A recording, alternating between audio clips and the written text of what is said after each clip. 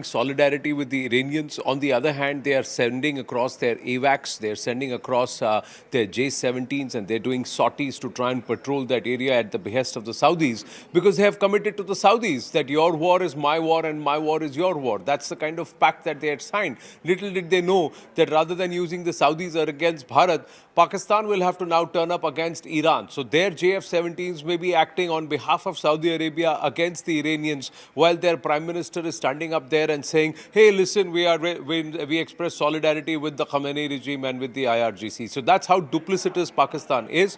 But we have to understand that the Pakistanis are stretched thin. They have a fight going on against the Afghans. The Afghans send loitering munitions to the Nur Khan base and to some of their other bases. They're stretched in Balochistan because they don't know what's happening there. The BLA is running them dry.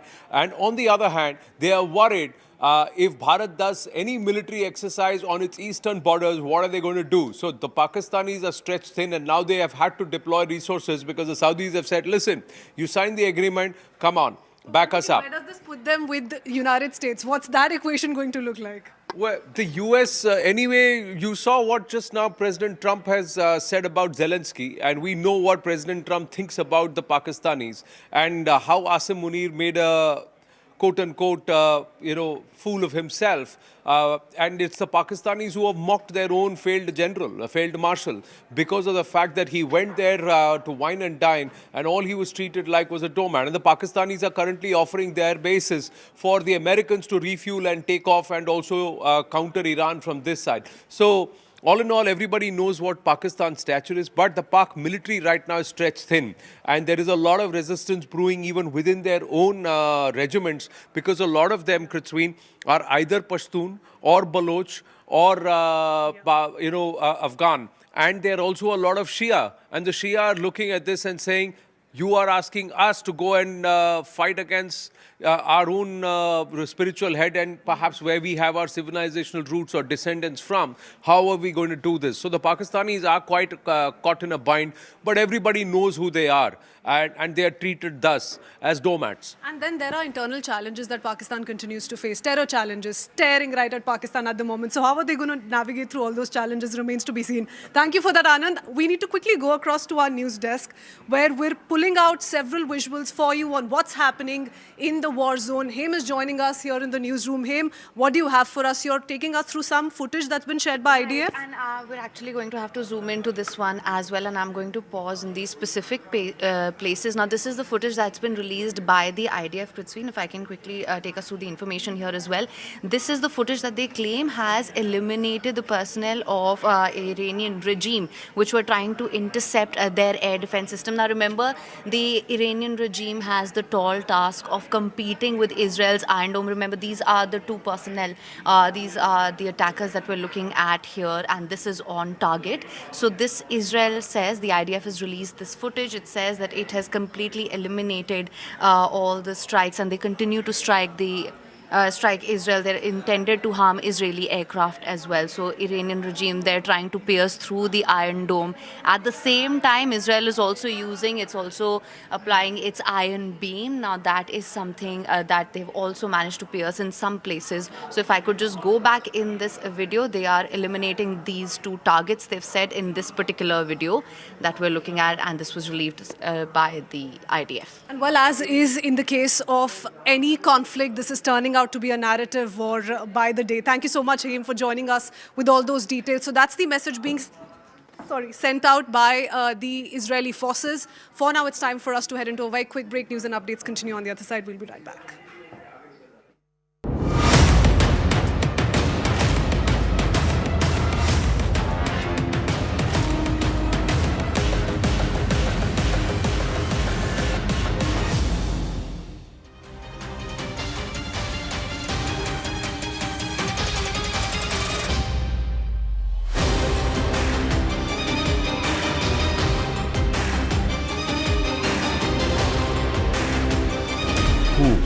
What?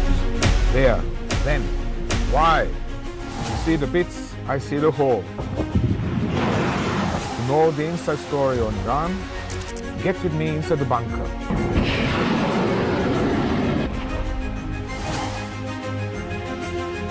Only on CNN News 18. Speaking of that resistance, let's also listen in to take a look at this breaking updates that's coming in. US has now intercepted an Iranian drone which was targeting American base in northern Iraq. So as we've been telling you, Iran has been opening up a lot of fronts. So even Iraq, places like Kuwait, they've not been spared. There's been some sort of an attack in Cyprus as well, drawing in the British as well, who are resistant to joining this conflict. But these are visuals of the interception that is being done as an Iranian drone is targeting the base. But look at the amount of firepower you have to employ even to intercept a drone, which is why even drone interception or missile interception is a very costly affair, and there will be costs mounting on all sides. Have the US, the Israelis factored all of this in along with the damage to their assets? These are all naval and other bases that are being attacked around the Gulf. And have they factored in, of course, the loss of life? Already 4 US soldiers have been martyred as far as this operation is concerned. I also want to go across to Charles joining us. Charles Kupchan is an international affairs expert. How do you read into all of the American statements that we've heard over the last 8 to 10 hours? Well, I think the statements coming out from the Trump administration make it clear that they don't have a clear sense of an end game. I think the military part of this campaign is in some ways the easy part. They know what they're doing. They're going after leadership. They're going after the ballistic missiles. They're going after command and control. And right now, in some ways, we're in the most intense part of the campaign when the Iranians still have the ability to retaliate. They have chosen to retaliate against allies of the United States in the Gulf, in part because they think they can convince the Saudis, the Omanis, the Kuwaitis, the Emiratis to say to the United States, please stop. This is causing disruption to the oil flow. This is causing disruption to our ability to function economically. But in some ways, I think the reaction is going to be the opposite. You will see these countries turn against Iran and not put pressure on the United States to stop the conflict. And the question is, how long can the Iranians keep this up? How quickly can Israel and the United States eliminate the ballistic missiles? But then comes the hard part, and that is what happens the day after. Will the regime change its tune and the next group that leads it agree to work with the United States? Will the United States continue to bomb the regime until it falls and there is a natural uprising? As one of your guests was just saying, when you don't have ground troops to fight alongside the air power, it's very hard to topple a regime. So I don't think the Trump administration knows what the end game is. I do think, judging by what they did in Venezuela, what they seem to be doing in Cuba, the idea is to degrade the regime and end up with some remaining group of leaders that's willing to work with the United States, because pulling down that regime, toppling it, is too risky, as the United States found out in Iraq, in Afghanistan, in Libya. But right now, I would say nobody knows where this conflict is going. Nobody knows how or when it will end. Speaking of that resistance, let's also listen in to...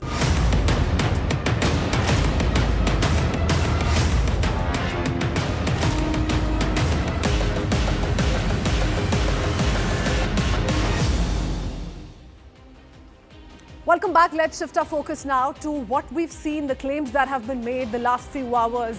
A few US bases have been targeted in all of Middle East. Let's talk about some of these claims. The Erbil Air Base in Iraq has sustained significant damage, is what Iran has claimed. Also, the Ali Al Salem Air Base in Kuwait. Kuwait, remember, also has been bearing the brunt of this conflict given the US infrastructure there. The US Fifth Fleet, Bahrain, there are claims being made, at least as per Iranian officials, that this one military installment has seen a lot of damage the last few hours. US Fifth Fleet in Bahrain is what we're talking about.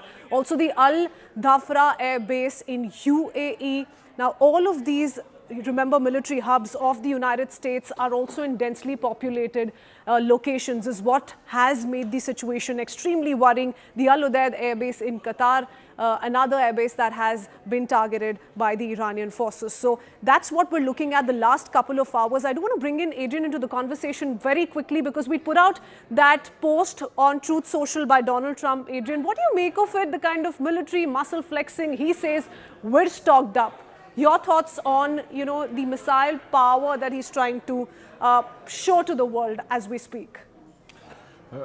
Actually, Trump's assertion is easy to debunk because one of the crucial missile systems which are used along the coast of the Persian Gulf to intercept Iranian missiles are Patriot interceptors. And we know that last year, Raytheon, the producer, built only 600 of these. So there is no huge stockpiles of Patriots. And we know, on the other hand, that the Qatari probably had no more than 1,000 of such interceptors, and they will probably run out of it within the next few days. Okay, Adrian, thank you for that. I do want to quickly go over to Greha. She's tracking several reactions for us on how the war in West Asia is also leading to a lot of politics here in India. Greha, over to you. We have to talk about implications here in India particularly. A lot of politicking that is happening. Prime Minister Modi abdicating and not mentioning about the assassination of the Iranian Supreme Leader Ayatollah Ali Khamenei. So I'm here in the newsroom. It's a live newsroom. Anand is right here discussing all the possibilities for his 12 p.m. slot. But right now, let me go to Pallavi and Aman. Aman and Pallavi there, having all the scoop as far as the political uproar is concerned. There's an op-ed that we've already been talking about of Sonia Gandhi in the papers today. So Pallavi, your assessment of the kind of opposition dynamics that are at play here attacking the Prime Minister yet again over So Priya, my take is it's all about the politics. There are elections coming up in Kerala and Assam, and just to break down, around 30% of the population, the Muslim population in India is largely the Shias. So that is the vote bank that they are trying to target, clearly in Kerala, Assam, Uttar Pradesh, Gujarat. So Congress's game plan is that they're doing twin things. One, of course, is the fact that they are very much targeting the vote bank of the Muslims, which is what they want for the elections. But second, also calling out the government for what they are calling a lopsided, not balanced foreign policy. If you look at Sonia Gandhi's editorial, if you also look at a statement which is issued, which is reposted by Rahul Gandhi and all of the Congress party, they are saying the silence of the government, of the Prime Minister on Iran is something which is not nice. It is something which the government should have been speaking about. You cannot take sides. And that's Priyanka Chaturvedi, Samajwadi Party, TMC, all of them, Griha, who have a stake in that particular vote bank are the ones who are criticizing the government. But Aman, we will of course continue to talk about politicking that will happen from the opposition. But this key point that the opposition is making about how this is a stance far removed from the traditional stance that India has had vis-a-vis Iran. We'll see, Griha, we have to see that in the context of also what is happening right now. India's top concern right now is the safety of Indians in the Gulf. We have 8 to 9 million Indians living in the various countries of the Middle East. Our top priority is that. Or is our top priority condemning Khamenei's death? That is the call I think the Indian government is taking here. We are in no means saying, in fact, the Foreign Minister of India, Mr. S. Jaishankar, had spoken to the Foreign Minister of Iran just before Khamenei's killing happened. So that is all, one point of the aspect. Other point is, was Khamenei so much, in our favor on past occasions, be it Article 370, be it on the issue of Jammu and Kashmir, that be on the issue of the Citizenship Amendment Act protests at that time. Iran had issued statements which were not so, charitable towards India. In fact, we had to summon the Iranian envoy at that point of time. So there is a history also to this, but right now, I think Indian government's priority is to get back Indians stuck abroad. Already flights have started, and that is why you see the Prime Minister calling up all the regional parties, spoken to the President of UAE, King of Jordan. He's called up all these people and basically told them, please assure us the safety of Indians. So, and condemning the strikes of Iran on these countries. You have to differentiate also that while what the US has done, taking out the leader of a sovereign country, yes, many other countries have also not condemned it. There are very limited countries who have condemned it. But on the other hand, the more important is India wants to show that, Iran attacking civilian targets in the Middle Eastern countries is something that India is condemning, and Mr. Modi has been very forthright about it. Right, thank you so much for that, Aman and Pallavi, for that assessment. Some problem with the mic here, so I'll hand it over to my colleague Krutsveen in the studio as we take the broadcast forward. Thank you for that, Greha. I do want to bring in Ambassador into the conversation because so much is going on in terms of how the world is reacting, Ambassador. But your thoughts on what really the end game could look like here? Nobody can already anticipate. I mean, that's a matter of fact. But just going by, posturing, going by the military muscle flexing that we're seeing, the kind of escalation we've seen so far, for how long do you think this is going to continue? And where does diplomacy, if at all, come into play? Do you think there's room for that left still? You know, my new book is coming out in July. The title is How Nations Fail. And one of the lines which I remember is when Cyrus the Great wanted to attack a Greek city. So he sent a message saying that you will be devastated if I attack you. There was only one word reply from that Greek city, I forget the name, if. And Cyrus retreated. Yep. Americans have made a huge mistake in not checking themselves and going ahead like a rampaging bull. Now, what rampaging bull does is unknown. The results are unknown. Sometimes rampaging bull itself gets, like matadors do, it gets killed. Now, so the results, the question that you ask, are a big unknown. And one of the reasons why, I may be wrong, there are three excellent strategic experts here with you, I may be wrong, but Israel's new move to attack parts of Lebanon is a sign of desperation. It is also a sign of diverting the internal attention, people's attention, by getting a quick few miles of Lebanon. I think there is nervousness all around. Iran is standing firm so far. Things could change. Rubio is sending out messages which again show not a position of strength, the but hardest a position blow is of yet to come. vacillation. So, in sum, to answer your question, I think America and Israel have blundered. They are now trying to find a way out, the diplomacy part, which Iran has refused to accept. Absolutely, Ambassador. One word which is really, really a favorite of the President of the United States is capitulate. We have to, in fact, ask that question of America in this case if they are capitulating under the kind of resistance that Iran also is seeing. But like you have mentioned, we don't know which way is this headed. We'll continue to be tracking all the developments as far as this quick escalation. Word. Yes, sir. I think Trump's mental thinking would be without evaporation if he stops eating McDonald's. A lot of people here are going to be in agreement with that, is the sense I get of whatever little reactions we've been able to take. But let's see how this plays out. Strong statements at least being made so far by the Trump administration officials. That's all we could pack for you. Our gentlemen, our experts continue to stay on with us on the broadcast. We head into a short break. Our rolling coverage continues on the other side.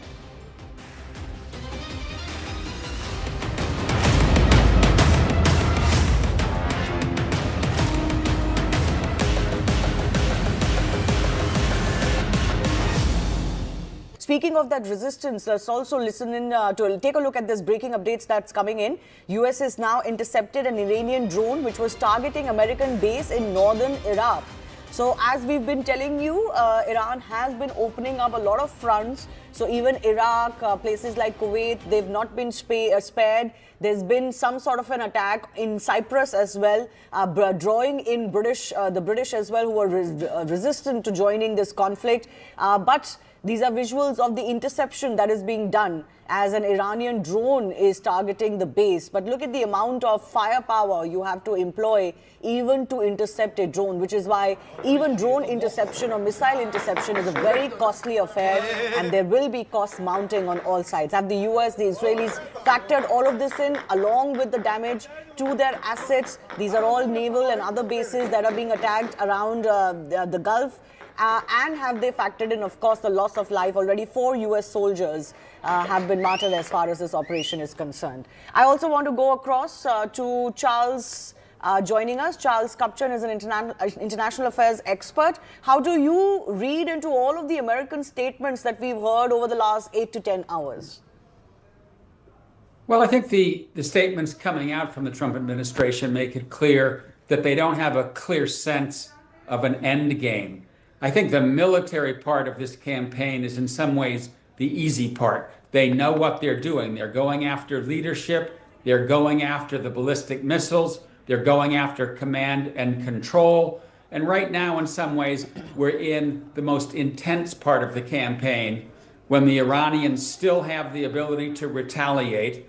They have chosen to retaliate against allies of the United States in the Gulf, in part because they think they can convince the Saudis, the Omanis, the Kuwaitis, the Emiratis to say to the United States, please stop. This is causing disruption to the oil flow. This is causing disruption to our ability to function economically. But in some ways, I think the reaction is going to be the opposite. You will see these countries turn against Iran and not put pressure on the United States to stop the conflict.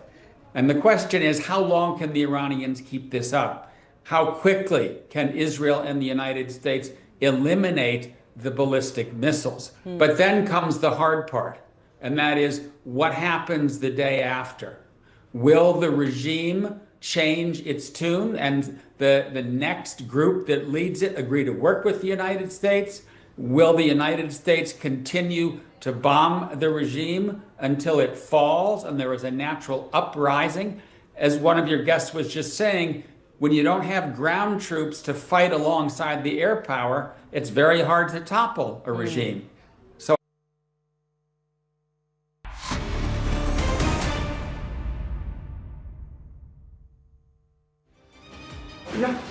Namaste, Jai Hind, and welcome. We are inside the bunker with Tom Cooper, and we've got another Fauji joining us right inside. And this is as raw as it's going to get here as we try and quasi-create a bunker-like or a war room-like situation. The next 1 hour, viewers, we're not talking politics. We're purely talking tactical military strategy that both sides are going to employ. We've got Lieutenant General Sanjay Kulkarni with us, Ambassador Rajiv Dogra. We've just said, Abhi Aajao, come and sit with us, and we've also pulled him inside the bunker with Tom Cooper. First up, a quick check of the headlines before we take the story forward here.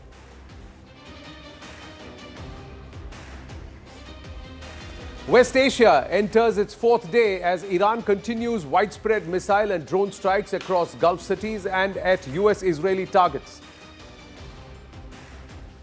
US President Donald Trump issues fresh warning to Iran, says the United States is shocked and ready to win big. As the West Asia war intensifies, the Israel Defense Forces claim to strike Tehran's air defense personnel who were attempting to target Israeli forces. Iran claims to destroy the main command headquarters at the US base in Bahrain. High-resolution satellite images show clear damage at Saudi Arabia's Ras Tanura oil refinery after Iranian one-way attack drones struck, or the kamikaze drone struck, triggering fires and a precautionary shutdown threatening global energy markets and prices. An Iraqi resistance group claims responsibility for a drone attack on a hotel housing US troops in Erbil, marking a fresh escalation and raising concerns over American force security. US Central Command says American forces have destroyed all 11 Iranian naval vessels in the Gulf of Oman as part of strikes, reducing Tehran's fleet to 0. 2 Iranian drones struck the US embassy in Riyadh, Saudi Arabia, sparking a small fire and minor damage. No major casualties reported. Trump warns of retaliation. Israel Prime Minister Benjamin Netanyahu says the war with Iran will be quick and decisive, not an endless conflict, asserting joint US-Israel strikes aim for swift, overwhelming military success. Israel hacked Tehran's traffic camera network using AI and surveillance data to track Supreme Leader Ali Khamenei and senior officials, mapping guards' routines and coordinating with the CIA for targeted intelligence.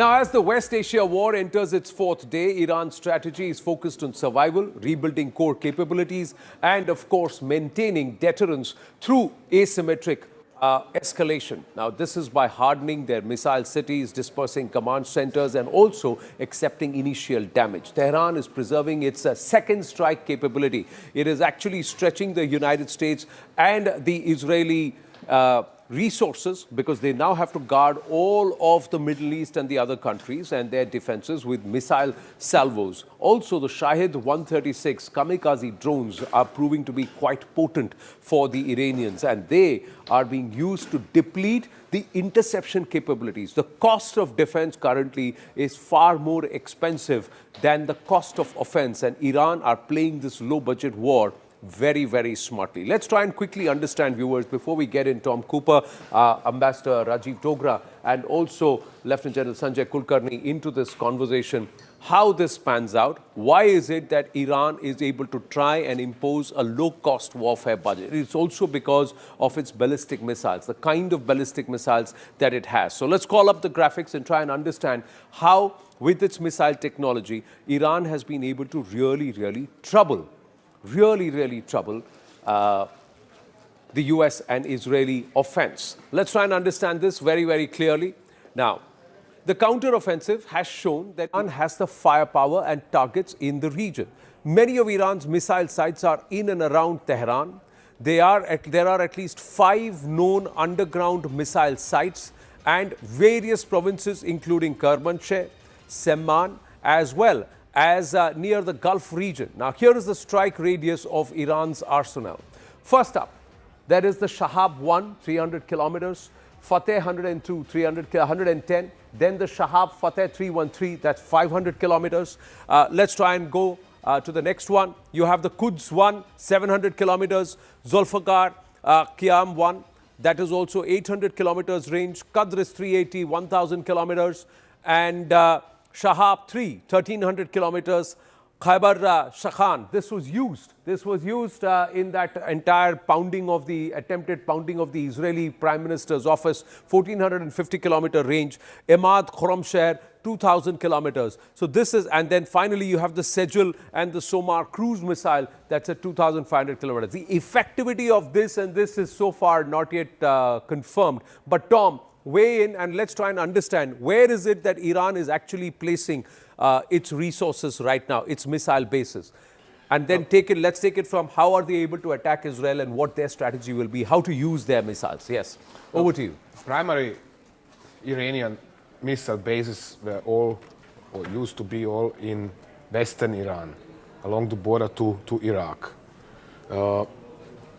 Point is that these facilities, so let's say Tabriz, Sanandaj, Kermanshah, Ahvaz Abadan in the south, and so on.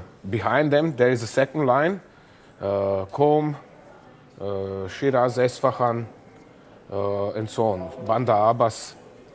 So, and then there are additional facilities for bigger, longer-ranged, heaviest missiles, which are liquid-fueled. So the point is the following. These facilities have been all either bombed out last year in June already, or not occupied now when the new Israeli strike came in. Or very few of them were really occupied. Why? But the Iranians have dispersed their forces. They've sent them into the ground, into the terrain around them. It took them 2 days to recover, to re-establish control over their force, what was left of it, after the initial strike.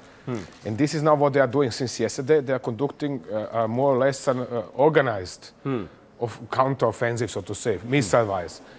This is all run guerrilla style, which means they are moving constantly. They are moving from one hiding place to another, firing their missiles, and then moving again. Okay. So they've got the ability. What kind of missiles are they using? So we've put that. Let's try and understand. Iran's IDF has said that they have destroyed some of their bases and some of their missile bases. What kind of missile bases have been destroyed in the last 24 hours? So there is a particularly interesting take. This, for example, that there one can see 3.5 tons truck. This is a relatively small civilian truck. Okay. You see them by dozens, for example, on the streets of New Delhi. So this is carrying a missile with a range of 150 kilometers. Missile with a range of 150 kilometers, so that will be somewhere around the Below short-range Shahab missiles 1. or the Shahab-1. Shahab-1 is a big missile. It's some 30 meters long. Okay. But you can see it here again. If if the editor could stop the take or return. We just freeze it. Can you just freeze that part? I know it's a moving footage visual. Can we just freeze it when we see the truck? When we see the truck, if we will try and freeze it. The next one. After this, just when you see the truck, just freeze that footage if you can, please. We get that back. No, next. Just the previous one. We'll try and do it. We got to freeze because he wants to show the length of the truck. It just looks like a normal truck. And just freezes. So this is a small truck. Okay, this one is a little bit bigger because it has 3 axes. So it is probably a missile of some 300 kilometers range. That's the Shahab one, or any of the Fatehs could be, or the Shahab. Unlikely Shahab are probably Fateh. Could be the Fateh missiles there. And these 2 lines you can see here, they are holding tarpaulin over it, which means you can camouflage this vehicle to look exactly like a commercial civilian truck. And it's moving with the traffic around the Iranian cities, and nobody can find it. Nobody can find it. And they can also, it also has the ability to launch itself from wherever. Of course. So they're like a mobile launcher. Yes, it is a mobile launcher. At the pre-selected point, they must have thousands of pre-selected points because they had so much time to pre-select these points. It stops, removes the tarpaulin, rises the missile and fires, and then moves again.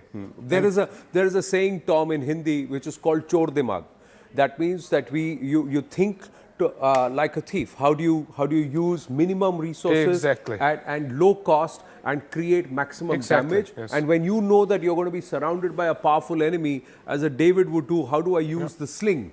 So General Kulkarni, this is very, very smart strategy by the Iranians. And this is not going to be easy for the Israelis and the Americans, despite their RAO-1s and the MQ-9 Reapers patrolling almost all of Iran and trying to scout and gather real-time intelligence. Your thoughts? What happens is the air defense is never 100%. It's impossible to get 100%. Much that the Iron Dome may have catered for 90%, going as high. The 12-day war, just tell them where the loopholes are. And the loopholes, because the kind of missiles that the Iranians have had and the kind of ability that the Iranians have been able to even equip Hezbollah, Hamas, Houthis with the missiles that they have. Now in the weaponry that they have between 300 kilometers to going all the way to 2,000 kilometers, the Israelis also over a period of time have gone in for low cost technology. Those are the laser beams. Now those laser beams bring down hundreds of dollars of cost of missiles to strike down a drone or a missile. Now what would earlier be about $20,000 would now come down to as low as $5. Because the laser beams has a limited range, maybe between 20 kilometers, max going up to 50 kilometers, much less. But these other aircraft, therefore, everyone's got, all these technologies, innovations have to come fast. Israelis, the Iranians have over a period of time got a low-cost technology. They are very highly equipped, but notwithstanding all that, the air defense, the Iron Dome that you talk about, 90%. You found in the 12-day war, 500 missiles were fired by Iran. 1,000 of those suicide drones fired. How many really went and hit? Say about 20 of them went and hit. But those 20 caused the damage was equivalent to about $5 to $10 billion in Iran. So all these swams and all these kind of things do insist on being able to hit. Because obviously... But that's the thing, isn't it, Tom? That I can send 500 missiles. As defense, I have to intercept all 500. Correct. Because even if 10 land, they cause the kind of damage that totally changed the psyche, saying, oh, your defense is penetrable. Exactly. Even more so considering that this Israeli claim with 90% precision and so on, is simply not standing to proof over the time. Precisely last year in June, not to talk about, for example, Lebanon War 2006, when we have seen Hezbollah remaining capable of launching rockets and missiles at Israel for 6 weeks, or almost 6 weeks. So, and this is in small southern Lebanon. Now think about this huge Iran. How do they think they can suppress all the Iranian missile capabilities? that is beyond my capability to Well, comprehend. I would like to understand. salute our DRDO and Akash Tir for the way they defended during Operation Sindoor, because we had 99.7% efficiency, almost, and that's amazing, because at that time they sent the ballistics, they sent the JF-15s, they sent the loitering munitions and small cheap drones, and also the cruise missiles. They sent all that our way, 600 plus drones plus this, Ambassador Rajiv Dogra, and we were able to defend it. So somewhere the calibration of this happening, is it also because the spread over Bharat is larger that it was easier for us to defend, or it was tougher? How would you read that? Because Israel is a smaller country, the concentration is far, so 2 or 3 can actually sneak in from the defenses. Your thoughts? Well, I'm no defense expert. You have, and you yourself are extremely good at defense. But my rough reaction would be that the larger the space, more difficult to defend. So that much more credit to Indian armed forces and everyone involved, including DRDO. Now, as far as Israel and Iran issue is concerned, as General Kulkarni said, Iran had learned the lessons of 12-day war very well. They knew what exactly Iron Dome was doing and how it could be outmaneuvered. That is point one. There's another slightly different angle I want to introduce. You know, this war is also teaching our businessmen, not just Indian, but global businessmen, that nothing in the world is safe. It was supposed that Dubai is a safe haven and it is the best place to stay in because there's almost zero tax, everything is stable. Now, the recent events have proved that world is not flat. World is topsy-turvy. Dubai is no longer stable and may not be stable for a long time to come. Right, absolutely. Your thoughts there? Quickly, you want to say? I can only join these conclusions and then add something about the Indian air defense system. A lot of this success went to the army, which has developed several extremely effective systems to counter drones, electronic warfare systems, which means it was not only shooting them down, but it was causing them to crash. So this was part of the success. The other part of the success was this high availability of missiles. Akash system, for example, and not only Akash. Then there were modifications to Shilka systems, old Bofors guns. I mean, nobody is doing that. Almost everybody has abandoned air defenses by gun. India said, well, why should we throw away guns? They are good. We put electro-optical system on them and we shoot the drones with them. And 40mm cannon is much more effective against a UAV than a 23mm cannon.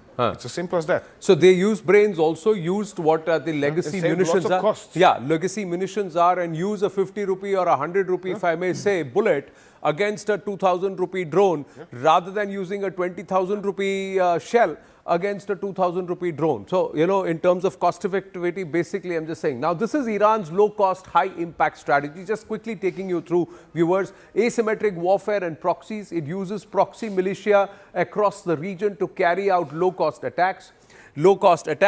So that's what it does. Then it also says it forces the enemies to fight on multiple fronts. So the moment you force the enemy to fight on multiple fronts, you stretch them thin. Then there will be weaknesses and without direct large-scale conflict. Also, missile and drone strikes. It's quick missile and drone attacks on the US and Israeli targets, inflicted damage and also put psychological pressure while avoiding costly battles. And they hid their ballistics behind the old ones, the drones, and that's where the new ones sneak through behind, hiding behind. And we're going to ask Tom to explain that to us in a bit.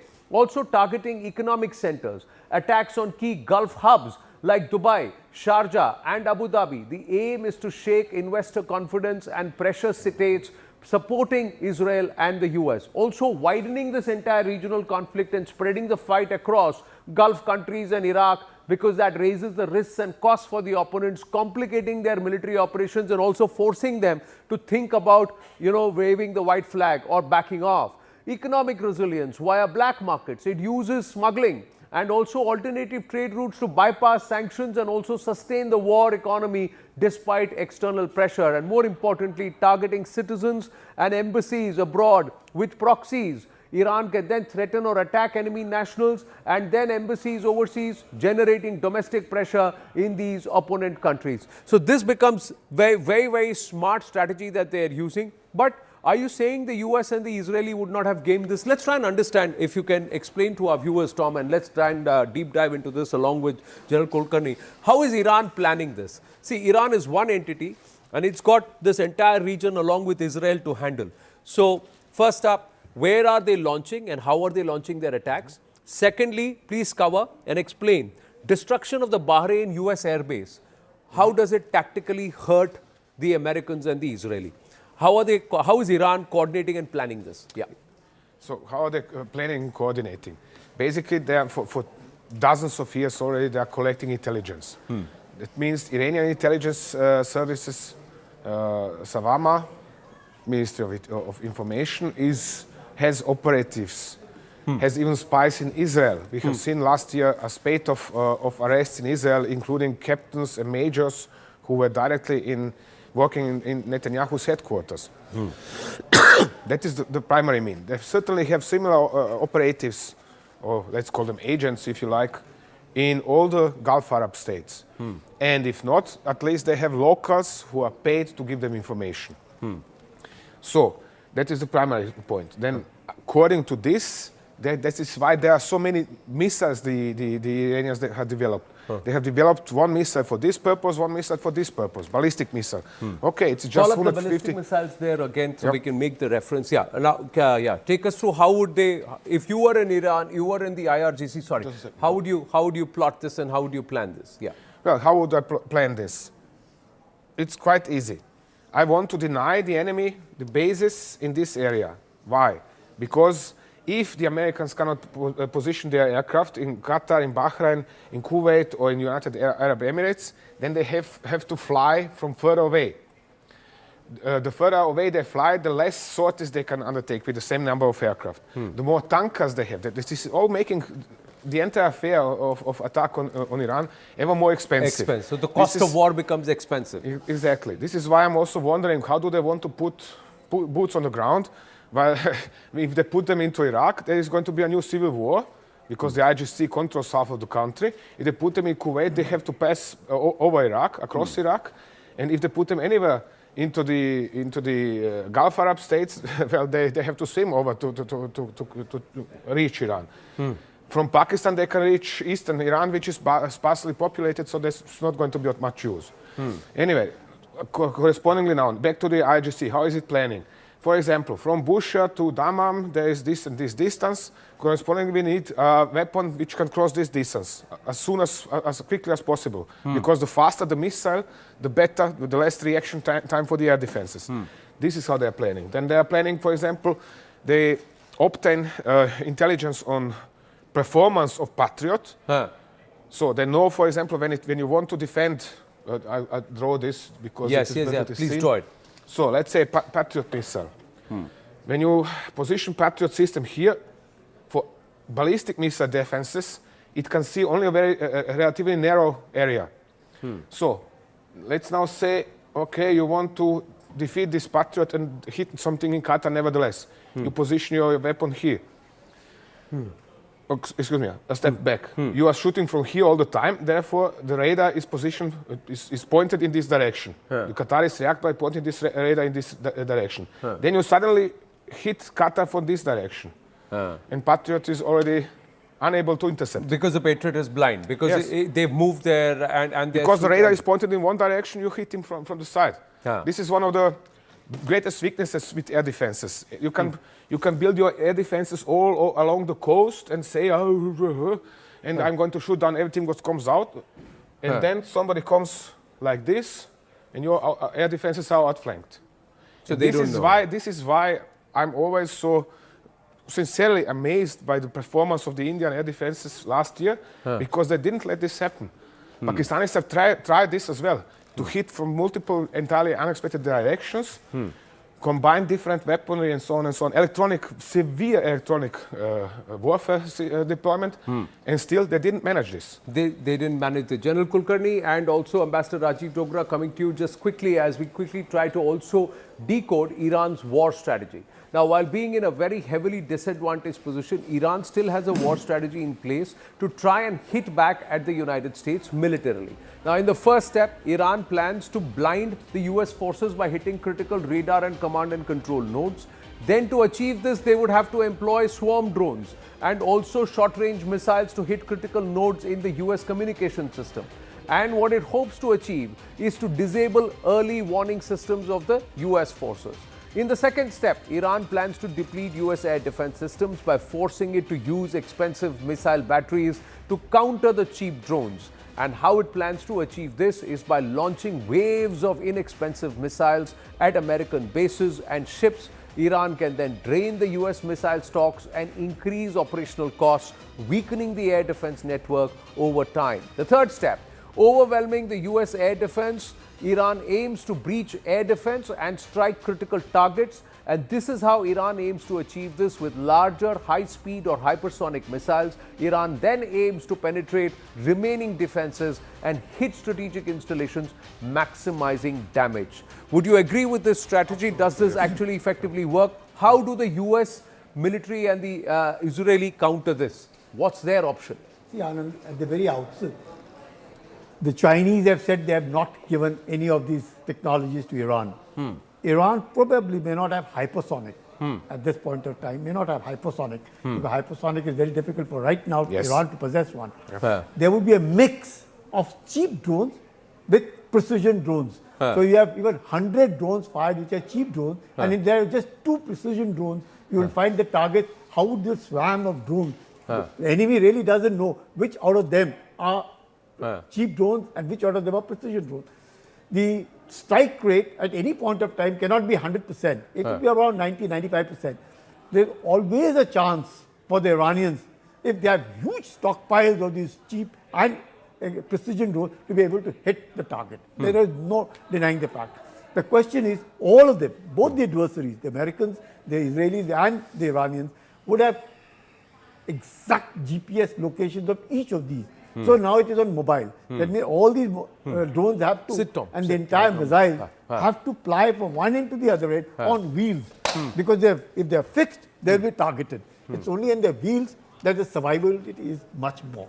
And therefore, Iran had the ability, but the kind of air supremacy that Israel has over Iran, now that's a real big thing, because they have just nothing that they can defend. Air defense of Iran is virtual zero. Air superiority of Israel, USA, 100% on them. But the fact is, they are at random now. Iranians can do anything at random. Nobody knows who it is. And therefore, there's a big, huge threat with guerrilla warfare. Israel as also to US. Is the problem with General, that's what I'm calling guerrilla warfare with missiles. Because they are all the time moving, hiding, firing in between. And nobody knows where they're going to hit us next. Nobody knows where they're going to appear us next. Yes, sure, the Americans and Israelis are operating lots of UAVs over Iran and trying to find them and so on. And they are using artificial intelligence in order to predict, or in some cases follow the patterns in their movement in order to find out where they're hiding most of the times, in what directions are they moving. But that doesn't mean that the Iranians are stupid, as that they cannot outsmart artificial intelligence, because don't forget, the artificial intelligence is only as clever as the person who has programmed it. Yes. The other thing is, have the Iranians used their proxies? Now, where all do you think their proxies will get active? Let's get into that conversation quickly. How would you, if you were sitting as part of the Epic Fury control room, Ambassador Rajiv Dogra, how do you get Iran to heel? Because you've got control of their skies. You can go ahead and bombard them, but you don't know where their locations are. So how do you do that? Because one mobile truck with 2 missiles can launch from any corner and anywhere and cause disruption. Well, very interesting discussion all around. Let me go back and remind you of a boxing match, one of the last boxing matches that Cassius Clay had. So someone asked him, how do you do it? He said, I'll sting like a bee. Iran is doing that. Float like a butterfly, sting like a bee. Sting like a bee. It's floating like a butterfly, yes, you are absolutely right. But it is stinging like 100 bees. It has different solutions for different issues. And it is attacking the eyes, ears and stomach of America. By hitting at various bases, it is denying America the radar facilities, it is denying America the firing facilities, it is denying America even the replenishment facilities for its ships and aircraft. Exactly. So, Iran is very smartly, and I think that is what old civilizations are about, that they think smart and they act smart. So, Iran is doing exactly that. How long it can sustain it is a different question. Because, as I said repeatedly, I hope Trump and Netanyahu don't exercise the extreme option. Okay, now you're the diplomat in the mix among the military historian and the Fauji. How would you react to what Zelensky is currently saying, that it will help if we can get a ceasefire with Russia? I will send drone defense experts. You know, Zelensky is... And this is on a day when Trump has called him, you know what, I'm just going to read that post of what Trump actually called him. But your thoughts, sir? Zelensky, I think, is an unfortunate occurrence for Ukrainians, because unfortunate occurrence for Ukrainians. Okay, yes. Because the number of Ukrainians who have been sacrificed for a ceasefire which was available to him 3 years back. Trump has called him P.T. Barnum. Trump has called him P.T. Barnum of Ukraine. That's what he's called Zelensky. And Zelensky is turning around and saying, I'm ready to help if you can get a ceasefire with Russia. I mean, Zelensky is somebody who does not have politics, who has no strategy, no plan, nothing at all. He's just fighting for likes in the social media. And this is a statement perfectly in style of that. He's ignoring the fact that, for example, United Arab Emirates are in an alliance with Russia and with Israel. So he's now going to send Ukrainian experts and everything is going to be fine. It is not going to be fine, sorry. This is daydreaming, just like Trump's expectation that Iran is going to fold up in 2 days. Oh, excuse me, 3 days. 3 days special military operation. This is all right. Are you able to see this on my phone, viewers? This is what we've got. Trump has actually put out on Truth Social, the United States munitions stockpiles have at the medium and upper medium grade never been higher or better. As was stated to me today, we have virtually unlimited supply of the weapons. Wars can be fought forever and very successfully using just 3 supplies, these supplies, which are better than other countries' finest arms. At the highest end, we have a good supply, but not where we want to be. Much additional grade weapons is stored for us in outlying countries. Sleepy Joe Biden spent much of his time and our country's money giving everything to P.T. Barnum, Zelensky of Ukraine. Hundreds of billions of dollars worth, and while we gave so much of the super high end all free, he's saying he didn't bother to replace it. Fortunately, I rebuilt the military in my first term and continue to do so. The United States is stocked and ready to win big. Thank you for your attention to this matter. Clearly, this whole talk of America running out of munitions and interceptors has got the Americans worried. Tom Cooper. Yeah. Idiocracy at work, sorry for expression, really. Oh, say it again? Idiocracy at work, yes. Idiocracy at work. I call this idiocracy already for 2 years. Alone what is going on in Ukraine and not to talk about what is Trump doing. Because this is, you know, oh gosh, we now have a problem. Trump's reaction, oh, we don't have a problem, everything is fine. Then one day they are after the regime, not the next day, no, we are after nuclear facilities. The third day we are after ballistic oil facilities. Missiles. Then there's 4-day ballistic missiles. I mean, perhaps they can decide what are they after. That would be for the start. But they don't care. These are people who have lost the connection to reality. They do not want to hear any kind of negative news. Their aides know.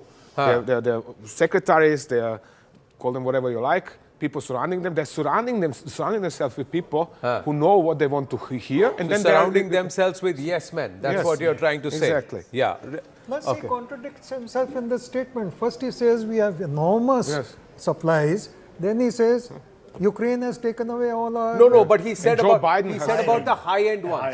See, what he said is, and we'll see if we can call up that post on Truth Social anywhere on our wall, because there are 2 layers to it, sir. First, he says that are small to medium end, we have a huge stockpile and they are better than the rest. But the really high end, that is what you have given off to the Ukrainians without having to try and replenish that stockpile. Now, what is he hinting at? Is he hinting at his hypersonics? Is he hinting at something else where he could hit some of these? Or is he looking at the bunker busters? What is he talking about? Manufacturing this kind of highly sophisticated weaponry that takes so long. It takes 2 to 5 years to construct a chips factory in order to make such weapons possible. Then it takes another 2 or 3 years to make such weapons because you have to cast all of these casings for the shells, actually warheads. Sorry. So this is nothing that you can do over the night. And for this, in order to increase production, you have to educate additional workers in order to expand your production. And nothing of this is happening in the United States. It's actually on the contrary. They are outsourcing ever more of such production. So where does he want to now significantly increase production in these regards? So the fire must match the fury if you want swift and decisive. The fire isn't matching the fury.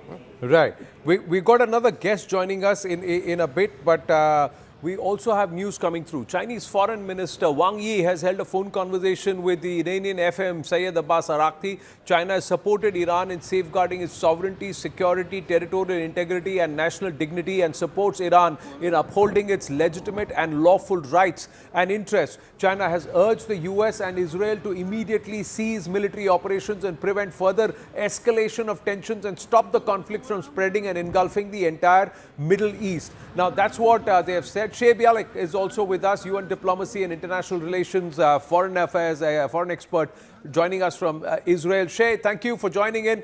Your thoughts? There are many who believe Israel and America are running out of defense weapons and their supply chain is severely hindered because of the US bases in the Gulf countries being hammered by the Iranians. Good morning. Thank you for having me with you. I really hoped it would be for other reasons, but I'm happy to be here. I'm a former service of the diplomatic, and today I'm mainly working in aid. And I hear the concern. I hear the news outside of Israel, but I must say this is sadly not our first rodeo. We just been in war 6 months ago, which we were promised would be the last one for a long, long time. And the countries working together are very much equipped for whatever is coming. We just had yesterday many cargoes of weapons and aid coming in to help the army, the militaries in whatever necessary. So we are set to go. Right. Let's try and game this quickly, Tom, if you can explain to our viewers. Sorry. Can Israel afford to fight all this war from Israel? Can Israel afford to continue to attack from Israel? I'll come over here. Now, if everything is landing in Israel, can Israel direct this war and US direct this war while Iran continues to pound these areas, the Gulf nations and the American bases there? Can Israel continue to attack from here, from a distance? Yes, in particular, thanks to tanker support by US Air Force. Tankers are operating somewhere here. Means that Israeli Air Force can't continue.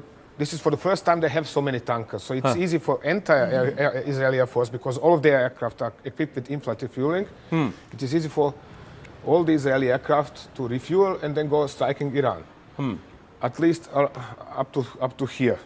After that, it's going to be a little bit shaky unless the Americans and Israelis do manage to somehow suppress the Iranian air defenses over western Iran so much that they can move their tankers closer to the country. Okay. That would make things easier for Israelis. On the other hand, it does not mean that the Iranians cannot continue striking at Israel. On the contrary, if nothing else, the Iranians can continue doing that from eastern Iran or central Iran with longer-range missiles, which so far have been untouched. They have not used it. Now, do we know where their bases are? Because, or will the pressure be on US and Israel to actually come and neutralize these bases so that the Iranians can't launch their long-range missiles and their cruise missiles from, say, central or eastern Iran?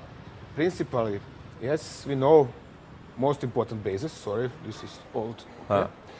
So most important bases are always next to bigger cities. For example, Esfahan.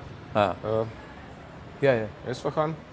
Then we have Shiraz, Bandar Abbas, Kerman is a big military base, Zahedan, Mashhad is meanwhile the second biggest city in Iran. And of course those in west, like Sanandaj, Desful, Khorramabad, and Khorramshahr, which is here somewhere. Yeah. So if they are not inside the cities, they are always some 15-20 kilometers or less or more, depending on local terrain, around these cities.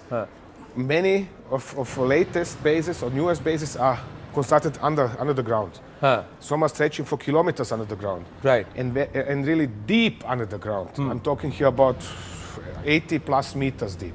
So the moment it's 80 plus meters, the bunker buster gets out of the equation. You'll have to have three bunker busters going one after the other. And hit the same spot. Hit the same spot. So that's the kind of precision that's required. Yeah. What is then done instead is to target the entrances. Because this is blocking the entrances. And then you're going to see videos showing Israeli or American aircraft targeting bulldozers that are trying to open the entrances. This is going to appear sooner or later. So what happens? Right. In June last year, for example, let me show you now. Let's say this is a hill, and there is an underground base inside it. So in June last year, the Iranians have learned if we have the usual two entrances to such an underground base, the Israelis have it all too easy to target the entrances and then block them. Therefore, they have constructed everywhere the third and fourth entrance and exit, of course. So this is one of the points. This is why such bases they're are also very learning hard very fast.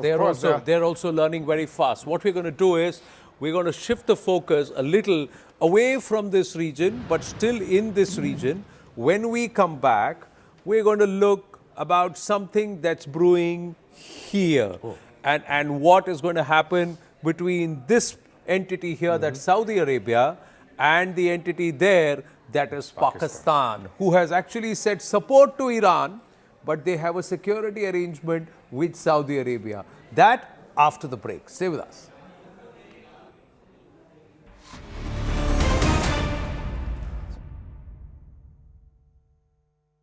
Speaking of that resistance, let's also listen in to take a look at this breaking updates that's coming in.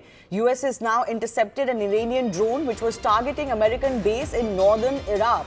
So as we've been telling you, Iran has been opening up a lot of fronts. So even Iraq, places like Kuwait, they've not been spared. There's been some sort of an attack in Cyprus as well, drawing in the British as well, who are resistant to joining this conflict. But these are visuals of the interception that is being done as an Iranian drone is targeting the base. But look at the amount of firepower you have to employ even to intercept a drone, which is why even drone interception or missile interception is a very costly affair, and there will be costs mounting on all sides. Have the US, the Israelis factored all of this in along with the damage to their assets? These are all naval and other bases that are being attacked around the Gulf.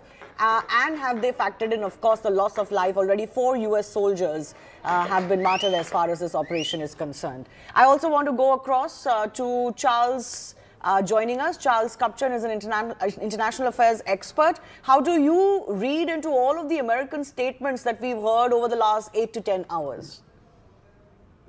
Well, I think the statements coming out from the Trump administration make it clear that they don't have a clear sense of an end game. I think the military part of this campaign is in some ways the easy part. They know what they're doing. They're going after leadership. They're going after the ballistic missiles. They're going after command and control. And right now, in some ways, we're in the most intense part of the campaign when the Iranians still have the ability to retaliate. They have chosen to retaliate against allies of the United States in the Gulf, in part because they think they can convince the Saudis, the Omanis, the Kuwaitis, the Emiratis to say to the United States, please stop.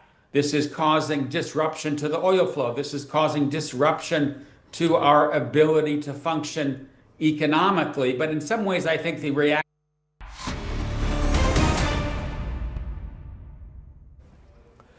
Back live on Inside the Bunker with Tom Cooper. We've got Lieutenant General Sanjay Kulkarni also with us in the studio. Quickly taking you through where all Iran has actually hurt the Americans. They cleared out their bases outside other than essential personnel. But if you were to see, in Erbil, the airbase has been attacked. US security troops have been attacked because the proxies have been activated. Kuwait, the Ali Al Salem air base has been attacked. In Bahrain, the US 5th Fleet, so that they will get really affected because that entire base communications has been disrupted and demolished. That's what the Iranians are claiming. UAE, Al Darfa air base, Qatar, the Al Udeid air base. All these air bases have been targeted by the Iranians because they have said that we are targeting the American installations from where they are mounting attacks on us, and it's not attack on the sovereign nations where US has these air bases. Will these nations buy this? And affecting or hitting these air bases, is this going to push the US assault back, Tom? Quick comment.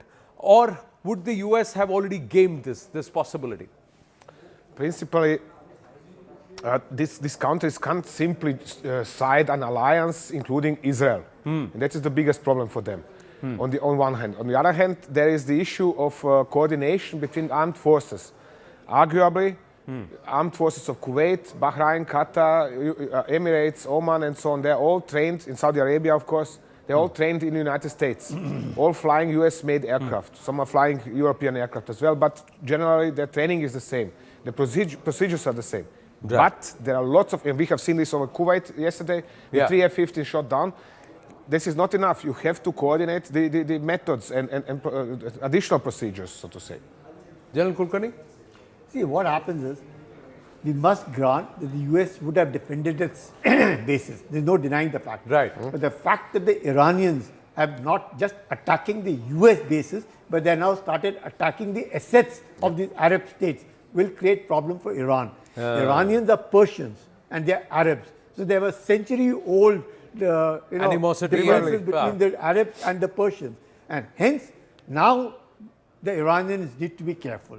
You start hitting the assets or created by the wealth of the Arabs, right, and denying them hereinafter prosperity. I think Iran might just be finding it very difficult because the Americans will support their bases. The Americans and the Israelis will support this West Asian nation. Right. And after the Abraham Accord, there is a sort of a peace between Israel and some amongst them. And therefore, Iran now needs to be careful not to target the Arabs anymore. Right. We've got more news coming through. The news is that the Canadian embassy has shut down in Riyadh. So in Saudi Arabia, the embassy of Canada has shut down. They have closed due to security reasons. So clearly now the Saudis are thinking that this Iran will try and escalate it because they feel amid strikes, Canada has closed the embassy due to security reasons. So no emergency visas, nothing is going to be issued. People will want to go out. That's not happening. So jo jahan hai wo wahin raho. In the sense that's the kind of message that's coming. But this also means that in Saudi Arabia, if you were to look at this region, Riyadh is not quite deep into Saudi Arabia. But despite that, if the Canadians are shutting down their embassy, Tom, what does that mean? Are we then expecting the Iranians to attack?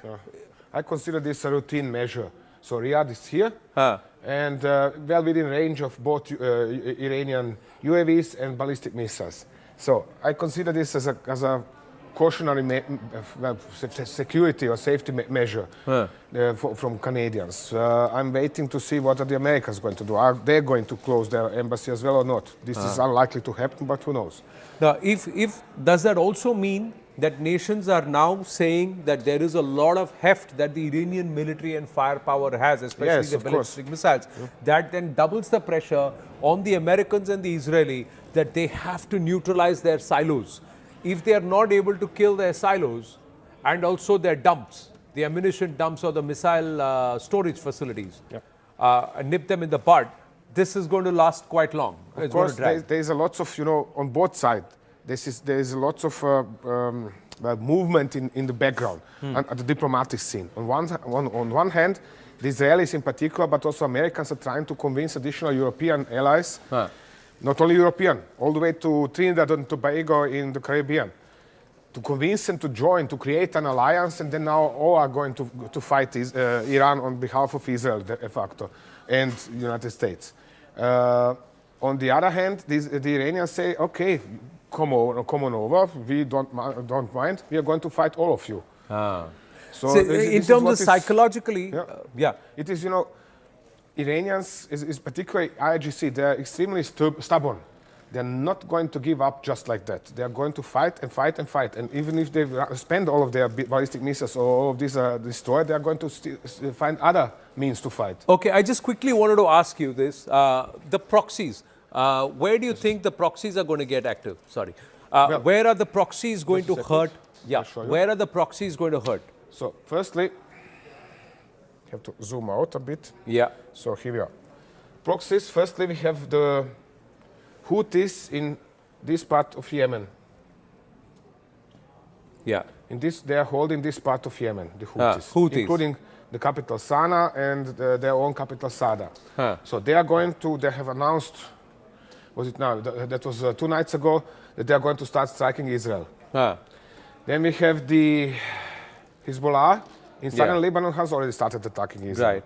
So then there is activity in Iraq also. In Iraq, we have Kataib Hezbollah. They are holding something like this. They are actually something like Hezbollah Iraq. And they have their own UAVs and not ballistic missiles, but tactical rockets. So they can all add to the carnage. They are certainly going to start. This is the Hezbollah. Yeah. This is the Houthis. And he is Kataib Hezbollah. Kataib Hezbollah. Okay. The Hamas have kept quiet so far because they are virtually reduced to rubble. Look, Hamas is Sunni movement foremost, not Shia. Unlike, for example, Hezbollah. So they will not attack the Sunni nations. So, well, it is not about attacking Sunni nations. It's about Hamas's foremost insurgency against Israeli occupation.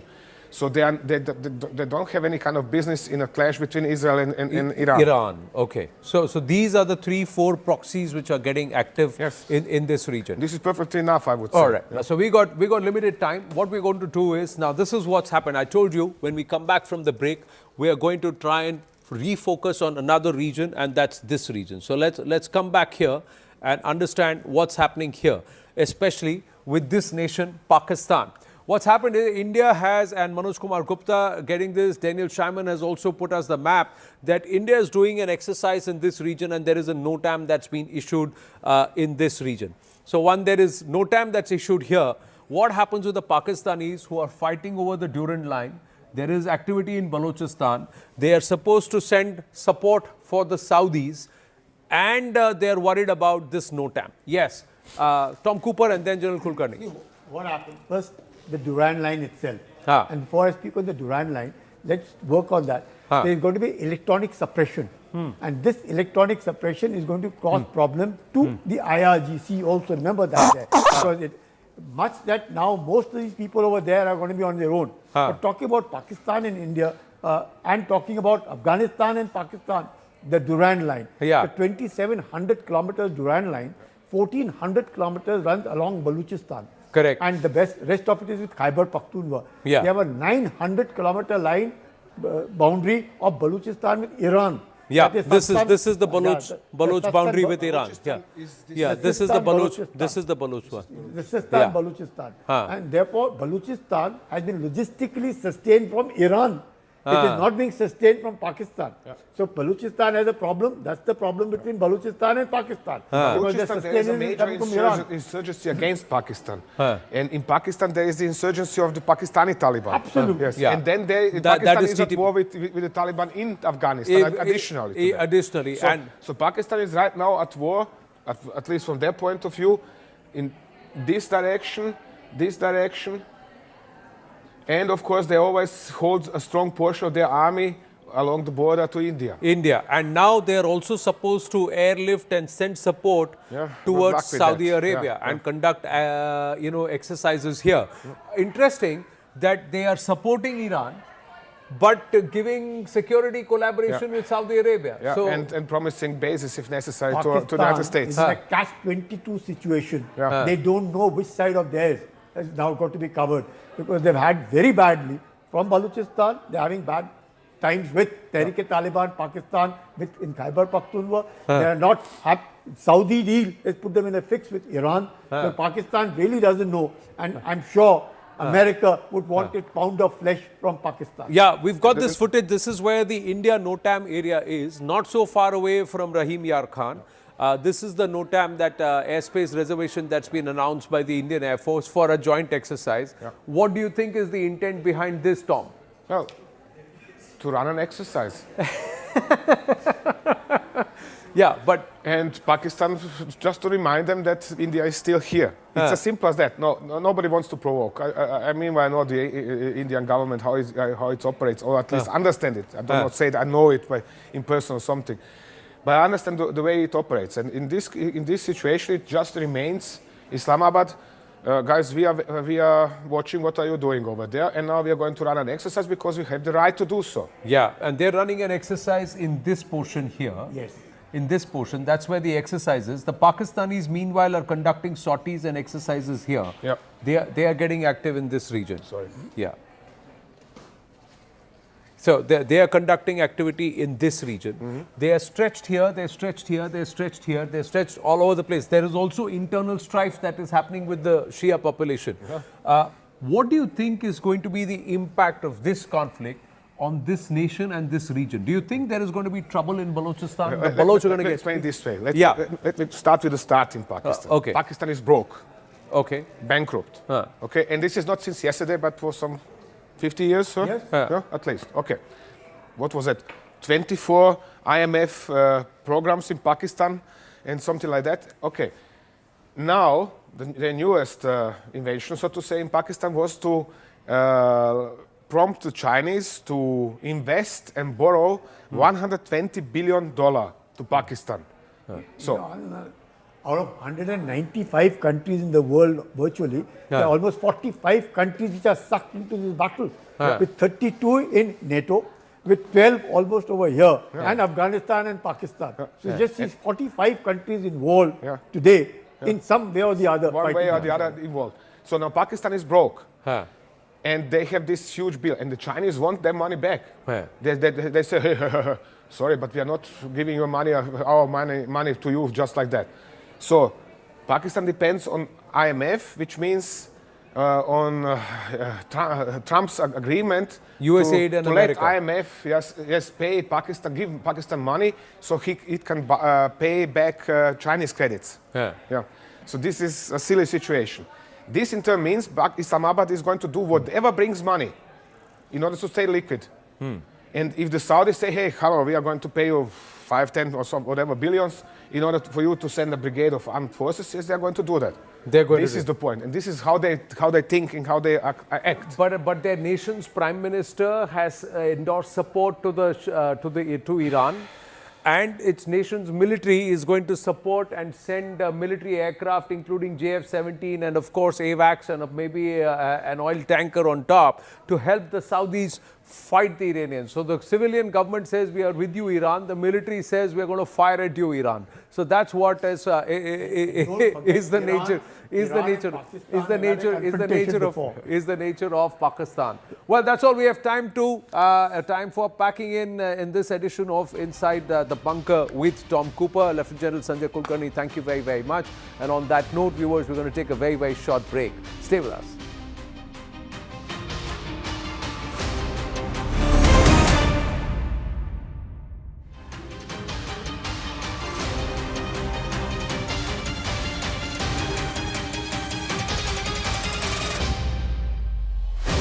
Speaking of that resistance, let's also listen in to take a look at this breaking updates that's coming in.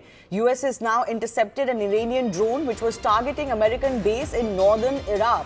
So as we've been telling you, Iran has been opening up a lot of fronts. So even Iraq, places like Kuwait, they've not been spared. There's been some sort of an attack in Cyprus as well, drawing in the British as well, who are resistant to joining this conflict. But these are visuals of the interception that is being done as an Iranian drone is targeting the base. But look at the amount of firepower you have to employ even to intercept a drone, which is why even drone interception or missile interception is a very costly affair, and there will be costs mounting on all sides. Have the US, the Israelis factored all of this in along with the damage to their assets? These are all naval and other bases that are being attacked around the Gulf. And have they factored in, of course, the loss of life? Already 4 US soldiers have been martyred as far as this operation is concerned. I also want to go across to Charles joining us. Charles Kupchan is an international affairs expert. How do you read into all of the American statements that we've heard over the last 8 to 10 hours? Well, I think the statements coming out from the Trump administration make it clear that they don't have a clear sense of an end game. I think the military part of this campaign is in some ways the easy part. They know what they're doing. They're going after leadership. They're going after the ballistic missiles. They're going after command and control. And right now, in some ways, we're in the most intense part of the campaign when the Iranians still have the ability to retaliate. They have chosen to retaliate against allies of the United States in the Gulf, in part because they think they can convince the Saudis, the Omanis, the Kuwaitis, the Emiratis to say to the United States, please stop. This is causing disruption to the oil flow. This is causing disruption to our ability to function economically. But in some ways, I think the reaction is going to be the opposite. You will see these countries turn against Iran and not put pressure on the United States to stop the conflict. And the question is, how long can the Iranians keep this up? How quickly can Israel and the United States eliminate the ballistic missiles? But then comes the hard part, and that is what happens the day after. Will the regime change its tune and the next group that leads it agree to work with the United States? Will the United States continue to bomb the regime until it falls and there is a natural uprising?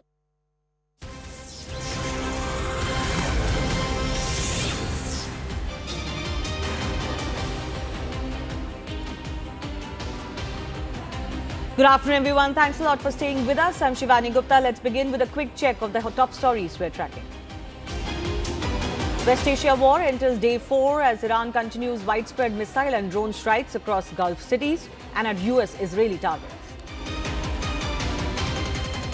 US President Donald Trump issues fresh warning to Iran, says the United States is shocked and ready to win big. As the West Asia war intensifies, Israel Defense Forces claim to strike Tehran's air defense personnel who were attempting to target Israeli forces. High-resolution satellite images show clear damage at Saudi Arabia's Ras Tanura oil refinery after Iranian one-way attack drone struck, triggering fires and a precautionary shutdown. Iran claims to have destroyed main command headquarters at US base in Bahrain.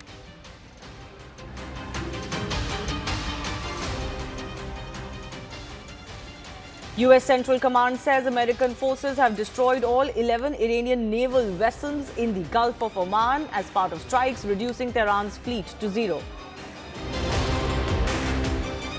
2 Iranian drones struck the US embassy in Riyadh, Saudi Arabia, sparking a small fire and minor damage. No casualties reported. Israeli Prime Minister Benjamin Netanyahu says the war with Iran will be quick and decisive, not an endless conflict, asserting joint US-Israel strikes aim for swift, overwhelming military success.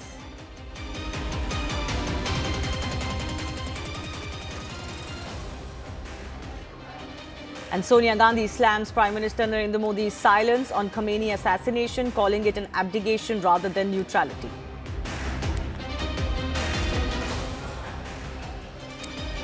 So even as we track the latest as far as this war is concerned and the killing of Iran's former supreme leader Ayatollah Ali Khamenei, opposition in India has sharply questioned the government's stance or silence on this particular issue. Opposition leaders, including from the Indian National Congress, have said that speaking out is not neutrality but an abdication of responsibility. Sonia Gandhi wrote in an editorial that silence now undermines India's moral grounding and stressed that the country must stand for sovereignty, peace and clarity in its foreign policy. The opposition pressed the centre to articulate its position. Prime Minister Narendra Modi, remember, has underscored the need for restraint, diplomacy and peace in the region, reflecting India's traditional foreign policy emphasis on de-escalation. The conflict in West Asia has spiraled into a perilous new phase, with both Iran and the US-Israel coalition intensifying strikes and making dramatic claims of major attacks across land and sea. I want to go across to CNN's Paula Hancock, who's joining us live from Dubai. First up, Paula, I would like to get an understanding from you. So many of the Gulf countries and cities coming under attack. Do we have any sense of what is the conversation that is ongoing between these countries and US and Israel as we speak?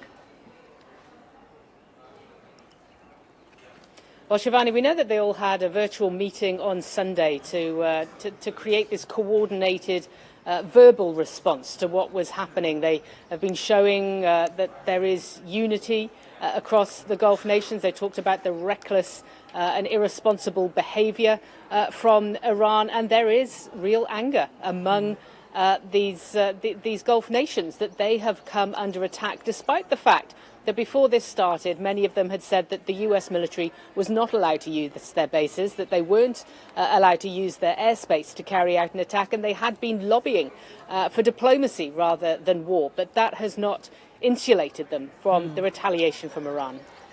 We've seen widespread disruptions as far as flights were concerned, but some resumption of that from UAE and others. Can you give us a sense of how did this come about and what more can be expected in this regard? Well, certainly here in the UAE, what we've seen over the last 12 hours has been a tiny fraction of what we would usually see here. Now, we've been looking on the Dubai airport's website, and it appears as though 24 flights have managed to take off. But these are flights with people needing to be repatriated that had tickets already, or potentially just repositioning the planes. There is definitely no sense that the air space is completely opened or that flights are back to normal. And certainly in Abu Dhabi, we've been seeing very little coming out of the airport. There are obviously tens of thousands who are trying to leave the country at this point and would like to get on these flights. The US State Department has said that all Americans should depart now. But of course, that is far easier said than done when you consider the situation on the ground. And for how long does the US believe Iran will continue to or have the capacity to attack these Gulf nations? They haven't been clear about that at this point. When we've been listening to President Trump, to the US Secretary of State, Marco Rubio, they're talking about how long they believe their part in this war might last. They've been speaking of 4 to 5 weeks. They've then said that it is impossible to be able to put a timeline on it. Of course, there are questions as to how long Iran can keep up this retaliation to the Gulf states themselves. We have heard from the IRGC that they are now going to be targeting American political centres. So they're expanding their target base from beyond the military targets, although it has to be said, it's not just military targets that are being hit. We've seen here in Dubai, hotels, city centres, airports, energy infrastructure being hit. And what is the kind of reaction or sentiment that has evoked on ground in cities like Dubai, Doha, others? Because as you mentioned, it's not just US assets or military assets, it's also civilian areas under heavy attack. despite being in the Middle East, the Gulf nations have always felt this bubble of security. They have felt that they had this oasis of safety that has been completely and utterly pierced by these Iranian missiles and drones. These are not countries that are accustomed to having this level of military attack, despite living in a tough neighborhood. So the defense systems appear to be working well. Certainly here in the UAE, we know that well over 90% of the hundreds of missiles and drones that are incoming have been intercepted. But of course, for residents on the ground, it is a very worrying time. There's a shelter-in-place warning, many people taking that warning very seriously. Schools are virtual. People, in many cases, are not going to work. They're working from home. The officials just want people to be off the streets. Yeah. And lastly, Paula, what is the U.S. response and word on the ground over its embassy in Riyadh getting attacked, and any action that has been precipitated because of that on ground? Yeah, so this follows two suspected drones that caused a small fire at the U.S. Embassy in Saudi. Now, we know that the Saudi Arabian Embassy in Riyadh, we know in Kuwait, those two embassies have now been closed because of the attacks in Kuwait on Sunday and on Monday. There were intercepted drones or missiles very close to the vicinity of the embassy as well. And now you have the Iranian officials saying that they are expanding their targets, not just military targets now from the US, but US political centers. Clearly, they are going to have to reassess the embassies across the Gulf. All right. Paula Hancock, thanks a lot for joining us live from Dubai, one of those cities that have, of course, borne possibly the biggest brunt of the Iranian retaliatory strikes. Joining us live from Dubai from CNN. Let's also get you a quick confirmation of those US bases that have been attacked across the Gulf countries. Now, one of the reasons Iran has been very hostile to these countries, despite expectations, is because they do have US military bases, and that has never gone down well with Iran. So they've attacked the Erbil base as far as Iraq is concerned. This is a key hub for US operations against ISIS, of course, and other regional intelligence gathering. There is the Ali Al Salem Air Base in Kuwait. This is a strategic staging ground for US forces in the Gulf, hosting logistics and airlift operations. The US Fifth Fleet in Bahrain was one of the first ones to get attacked. This is a command center for naval operations in the Persian Gulf, protecting shipping lanes and regional security. The UAE base is the Al Dhafra Air Base, also very, very important as far as this base is concerned. This hosts US air assets, including reconnaissance and tanker aircraft for regional missions. And then, of course, is the base in Qatar, the Al Udeid Air Base, major command and control center, housing bombers, fighters, and support units for operations across the Middle East. So far, of course, there is no permission to the US to use these bases, and even that hasn't changed, at least officially. But the presence of these US bases means that they have come under attack from Iran, regardless of the fact that these may be in countries like Saudi Arabia and UAE. Let's also go across to some of our guests who are joining us. Anil Trigunayat is former diplomat. Yossi Kuperwasser is Israeli intelligence and security expert. Tom Cooper, military analyst, will be with us. But first up, I want to go across to Adrian Fontanelles, who's the military analyst and historian, also with us.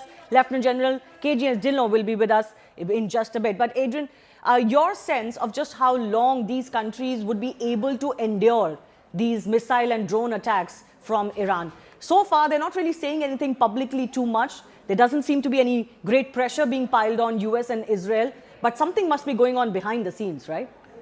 Absolutely. So for them, pressure is mounting because so far you have to, as a rule of the thumb, you have to understand that perhaps only 1 out of 10 missiles and drones launched by the Iranians are actually reaching their targets. But they are spending their anti-aircraft and anti-ballistic missiles at a very, very fast pace, and they do not have infinite stocks of such weapons. So the stocks are diminishing, and once they are ended, it means the majority of Iranian munitions will actually reach their targets, which means much more damages than what it is actually done. Patience can sometimes be the name of the game. Lieutenant General KGS Dhillon, I'm coming to you with this. Some estimates suggest that there were about 2,500 to 3,000 missiles that Iran had stockpiled. And if they go by the kind of pace that they're going at right now, all of this could be over by Monday. What happens from there on? Good afternoon, ma'am, and good afternoon to the fellow panelists and all your viewers. The way war is going, the war is going to get into an attrition phase. You know, when I say attrition phase, that means it's going to be a long haul. And any country which is involved in warfare or which is engaged in war will not allow their defense stockpiles or their weapon systems to just get to zero levels. They have the reserves at all levels, and they would make sure, even after the air defense is decimated, even after everything on ground has been decimated, they still will have certain, even shoulder-fired anti-aircraft guns and also other type of shoulder-fired anti-aircraft missiles and other missiles, which, which they would continue to engage the incoming aircrafts as also the targets which appear.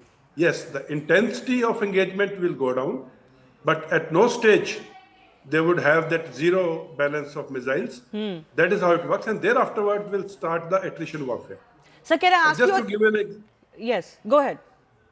Just to give you an example of attrition warfare, suppose everything has been all electronic systems, all command and control elements, all networks, all missile sites, all air defense has been downed by US and Israel. Thereafterwards, a particular fighter with a shoulder-fired Stinger or a missile, anti-aircraft missile on a mobile, moves from place A to place B without even a mobile on his body. How do you intercept him? Whereas he can intercept the incoming aircraft. So that is where I say it is going to get into an attrition warfare, and that is when the cost of war is going to get heavier on the American and Israeli side and lesser on the Iranian side.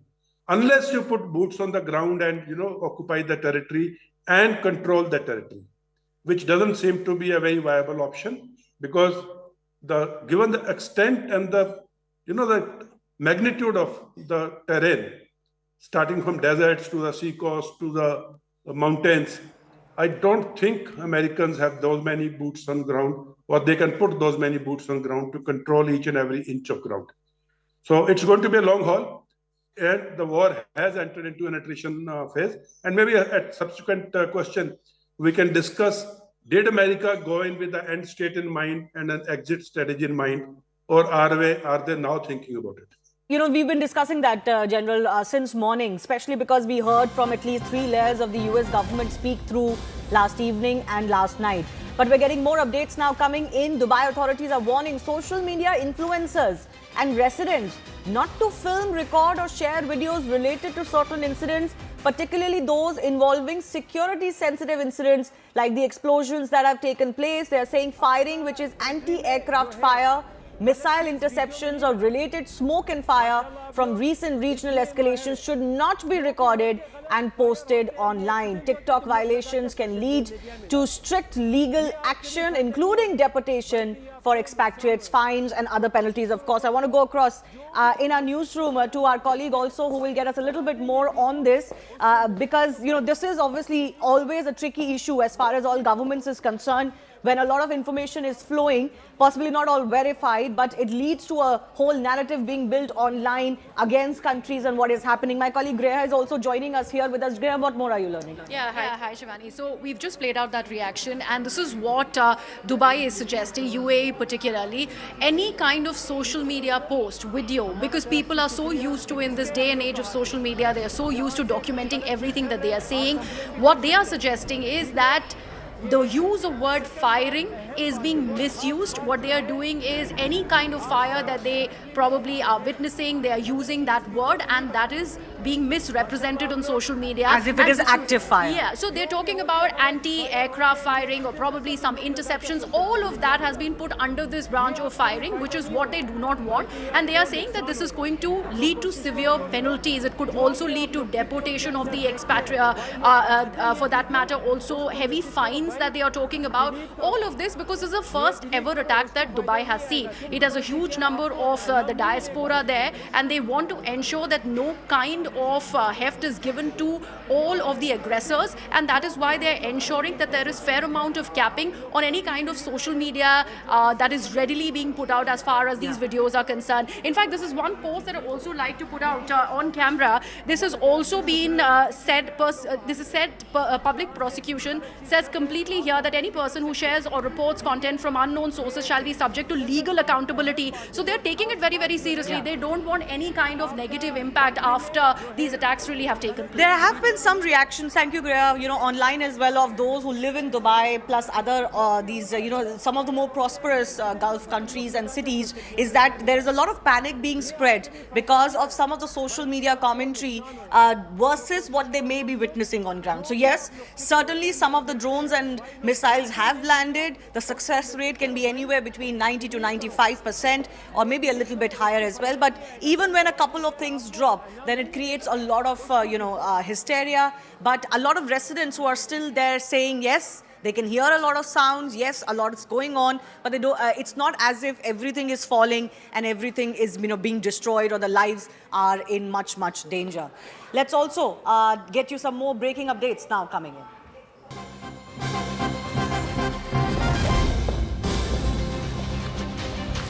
Defense Minister of Israel, Israel Katz, has said that the IDF's move to advance to southern Lebanon is now intended to prevent direct fire on Israeli communities. He has further added, and I quote, "The IDF continues to operate forcefully against Hezbollah targets in Lebanon.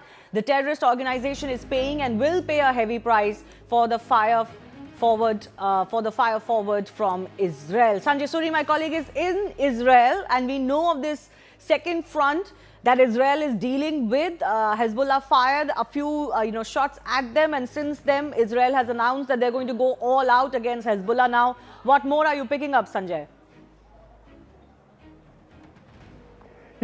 This is very clear that it's Hezbollah that has broken the agreement. This was an agreement put in place in November of 2024, and it was an agreement brokered by France and the US, and it was intended to bring some sort of calm to the border. The way it was done was that in the north of Israel, what is called a blue line was drawn. The Israeli forces would stay south of that. Above that, north of that, is a buffer zone policed by a UN force and by the government of Lebanon. Above that is almost parallel is the Litani River, and Hezbollah would stay beyond that.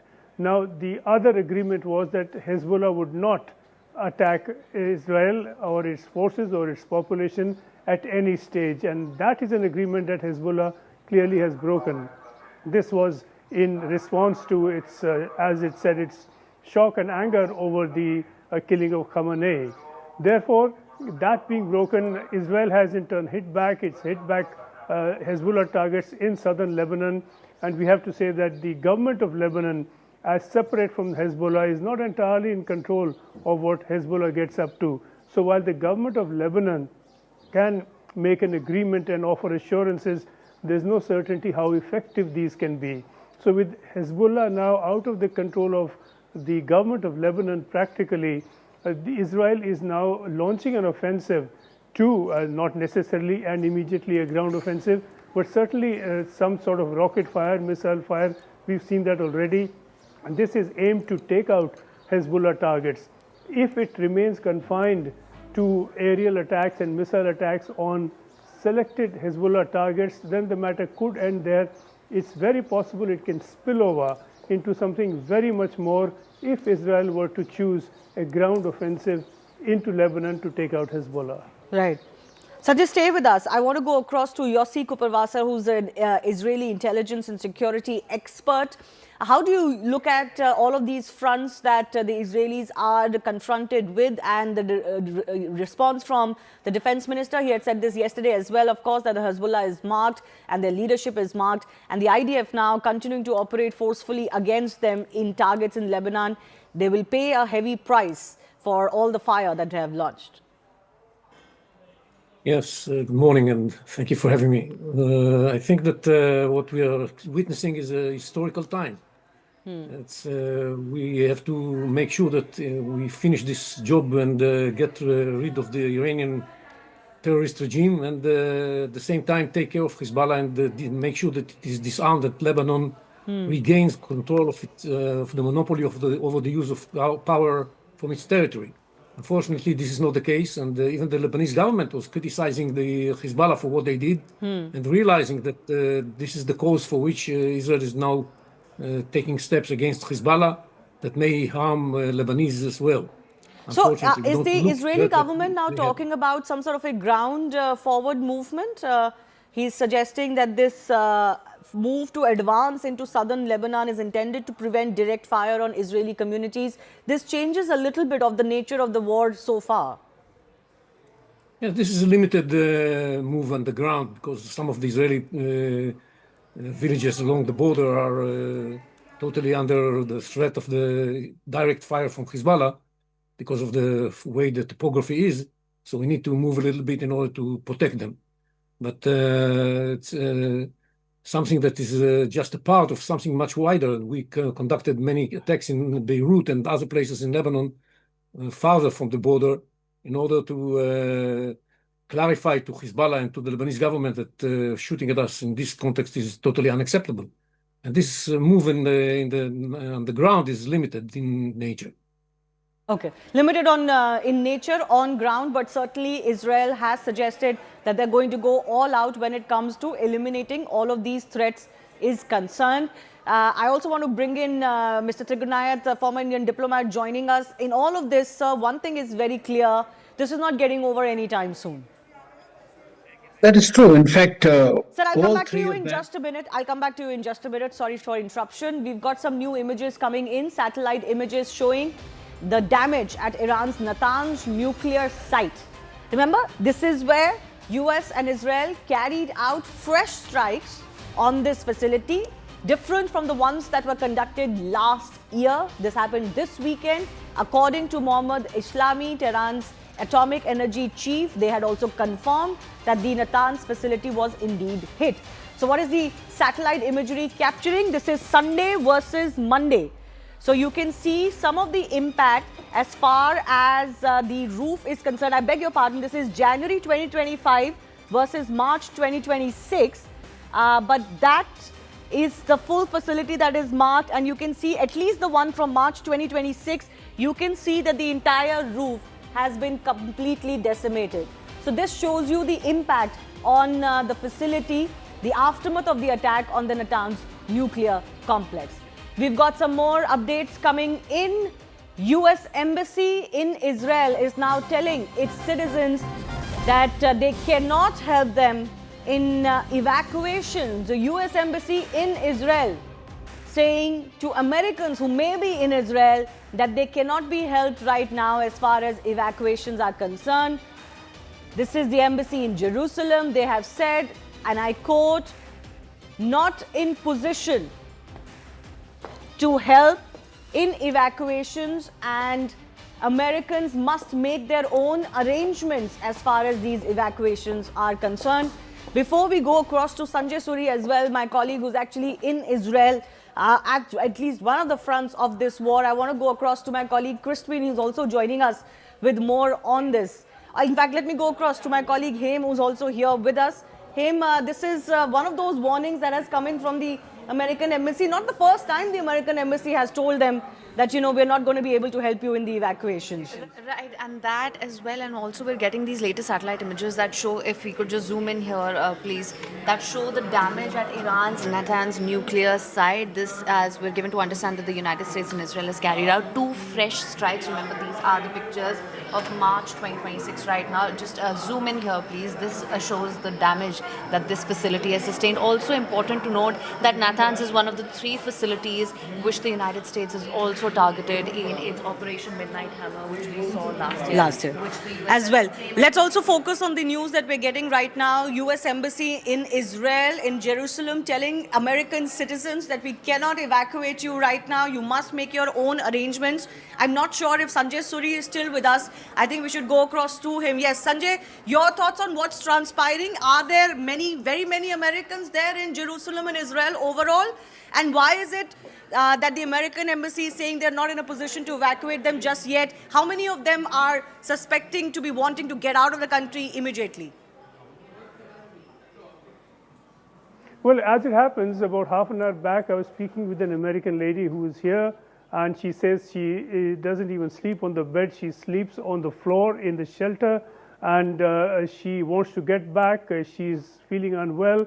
She doesn't know how to go. There are no flights out, and there are many like her, and there's a number of U.S. visitors to Israel at any given time. It certainly would be in several thousands, and there's nowhere to go. Most certainly, an American today in Israel can't go and seek refuge in Gaza. So where does anyone go, American or not? You can't really go into Gaza or go into the West Bank towards the north of Israel or within Israel, depending on how you look at it. It can't be Egypt. Certainly it can't be Lebanon. That leaves land routes, perhaps through Jordan. This is all very tricky.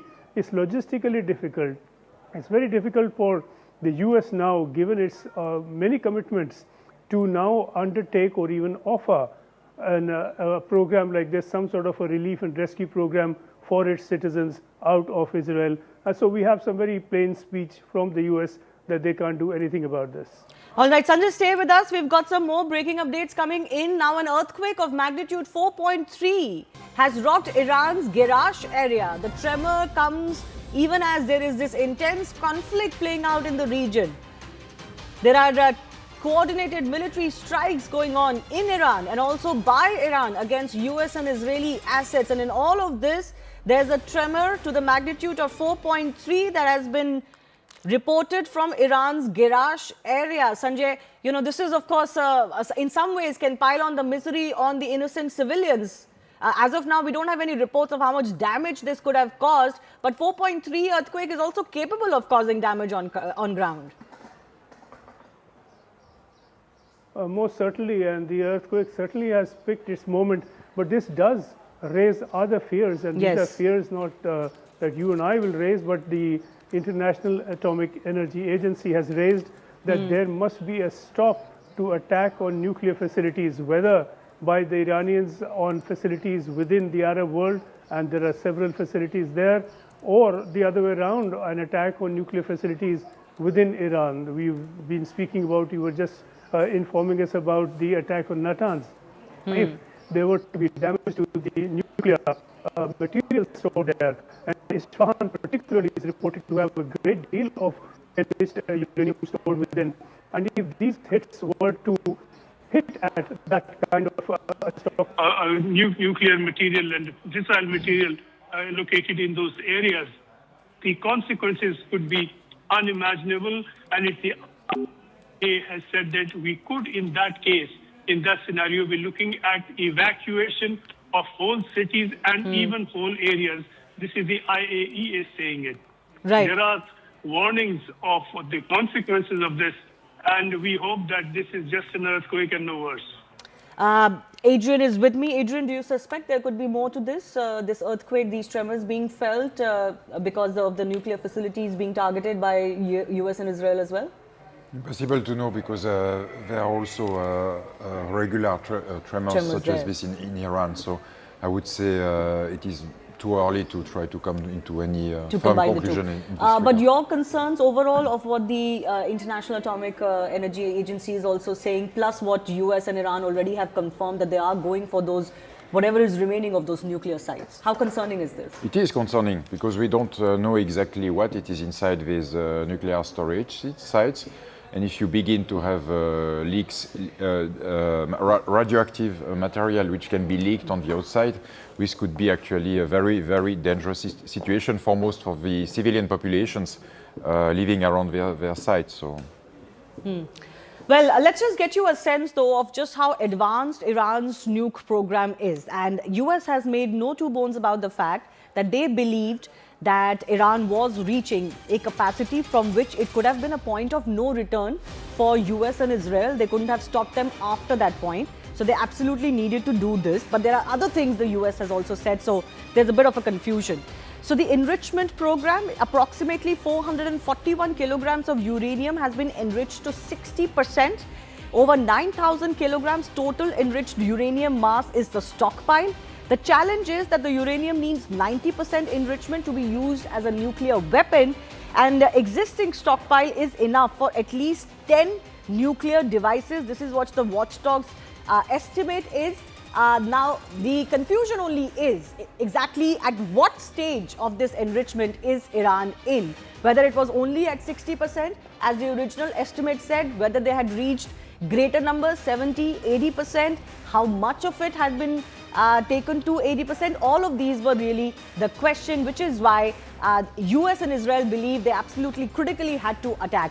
But what the US has also accepted is that they knew Israel was going to attack, so they had no other option but to join in, because they knew US assets will come under attack. This is exactly the statement by Secretary Rubio, which has been used by the Foreign Minister of Iran, Araghchi, to say, see, you fell for Israel first policy. You have been pulled into a willful war that you needn't have been part of. And this is, of course, something that has become a big bone of contention as well. So the big issue right now is nobody really has a very clear sense of exactly where Iran was in its nuclear program, enrichment program. US says that they were not getting satisfactory responses from Iran of abandoning this program. But other sources indicate otherwise as well. An important aspect of this action in Iran and the elimination of Ayatollah Khamenei is also how the women of Iran feel and have reacted. Let's get you some of the reactions from around the world. Iran's women's national football team made headlines after not singing the national anthem during their Asian Cup opener against South Korea, a gesture widely being viewed as quiet defiance. All of the players on the pitch, even those who were part of the support staff, coach, etc., none of their lips were moving. They were not singing the national anthem as generally you would expect athletes to do when they are on ground. There were smiles all around, maybe even wry smiles, but no one was singing the national anthem. And many have read this into as a quiet resistance, especially by the women of Iran. Beyond the field, women across the Iranian diaspora have been reacting strongly to the development following Khamenei's death. Rita Pinahi is a Sky News Australia host who escaped Iran as a child. She delivered a scathing message to Khamenei after he was killed in the Israeli strikes. All I have to say is that after 47 years of Islamist tyranny, she says, the dictator is dead and Iran is on the verge of being liberated. Never thought I would see the day in my lifetime, she added. She also used a few choicest words for Khamenei on air in live presentation. This is one of the messages that has gone viral since. I want to conclude this editorial with this message to the late Supreme Leader. Pedar sag, khak be sared, besuz to Jahannam. Rowan. Couldn't have put it better myself, Rita. James, don't you agree? I mean, I'm absolutely... I don't have anything to add to that. Only repeat one part of what she said. She said, burn in hell to the deceased former Supreme Leader. Now, a widely shared image of a young Iranian woman using a burning portrait of Supreme Leader Khamenei to light a cigarette had gone viral as a symbol of defiance in Iran's latest protests in January. And now, the same woman was seen cheering the news of Khamenei's death as announced by Trump. There were large-scale celebrations, in fact, in Canada, where she is, with men and women of Iran alike coming out on the streets in a concert-like atmosphere, singing and dancing. This is another prominent Iranian activist now based in USA who showed her feelings over the news. Just listen in. Every morning I wake up reading that my people being killed by Ali Khamenei, but this is the first morning in my life that I get the good news and I want to run. I want to run. I want to run. I want to run. I want to just run. I want to just run and shout and shout and shout out of joy, out of joy, out of joy, out of joy. Ali Khamenei is dead! Free Iran! Free Iran! Dictator Ali Khamenei is dead!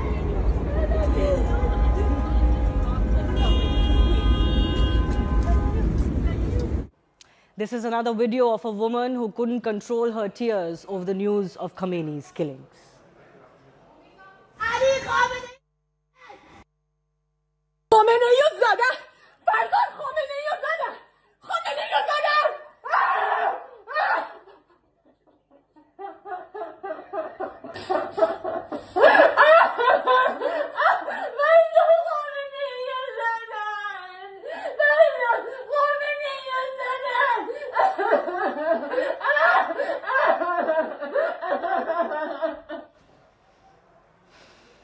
And look at these visuals of Iranians and others in a celebratory march in LA in USA, praising President Donald Trump and dancing on the streets with posters of Trump and Netanyahu. This was, again, a carnival-like atmosphere in many cities in USA.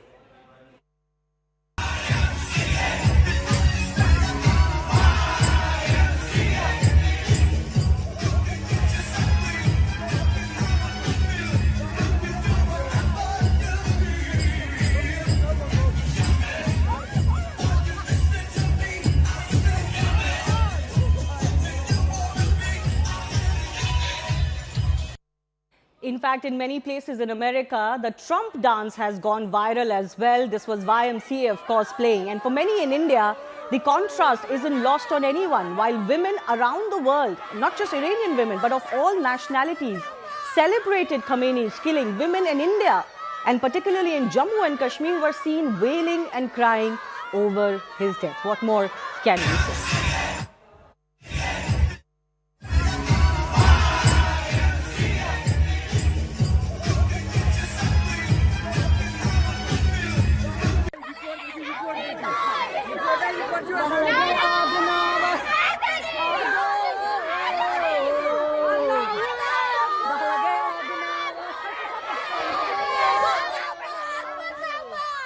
As politics back home in India escalates, BJP sources are responding to the criticism that has come in from former chief of the Congress party, Sonia Gandhi, of the Indian government's stance.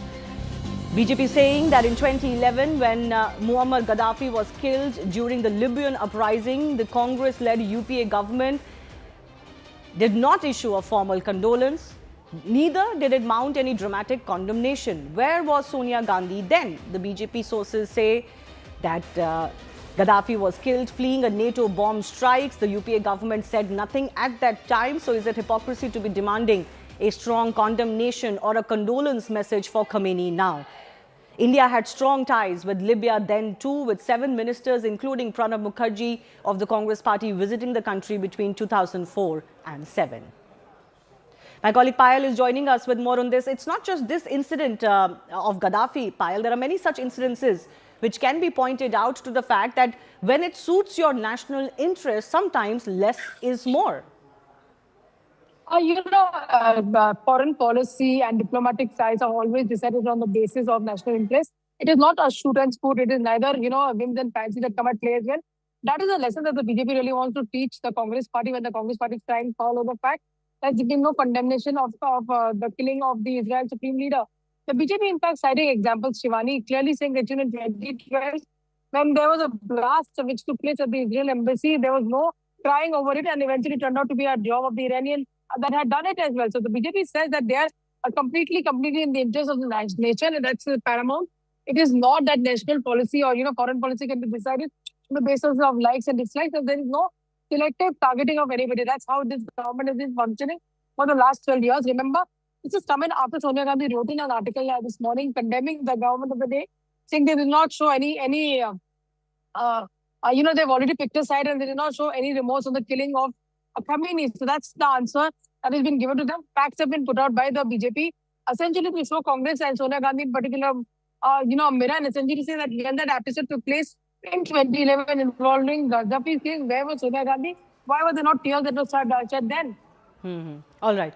Looks like this political battle will continue. We'll keep coming back to you for more, Payal. Time for a very short break right now. News and updates will continue in just a bit.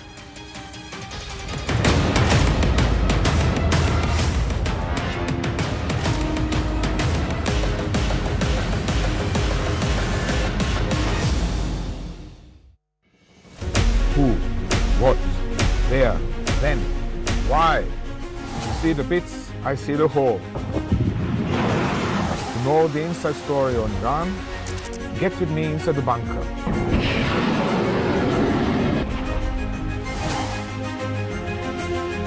Only on CNN News18.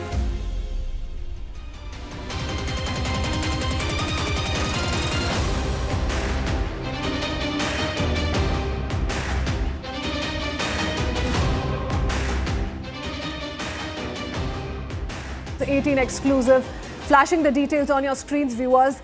We're learning, as per sources, Saudi Arabia has also sought Pakistan's military assistance. So Pakistan pledging full support under the Pak-Saudi Strategic Mutual Defense Agreement. Top sources breaking down all these inputs for us.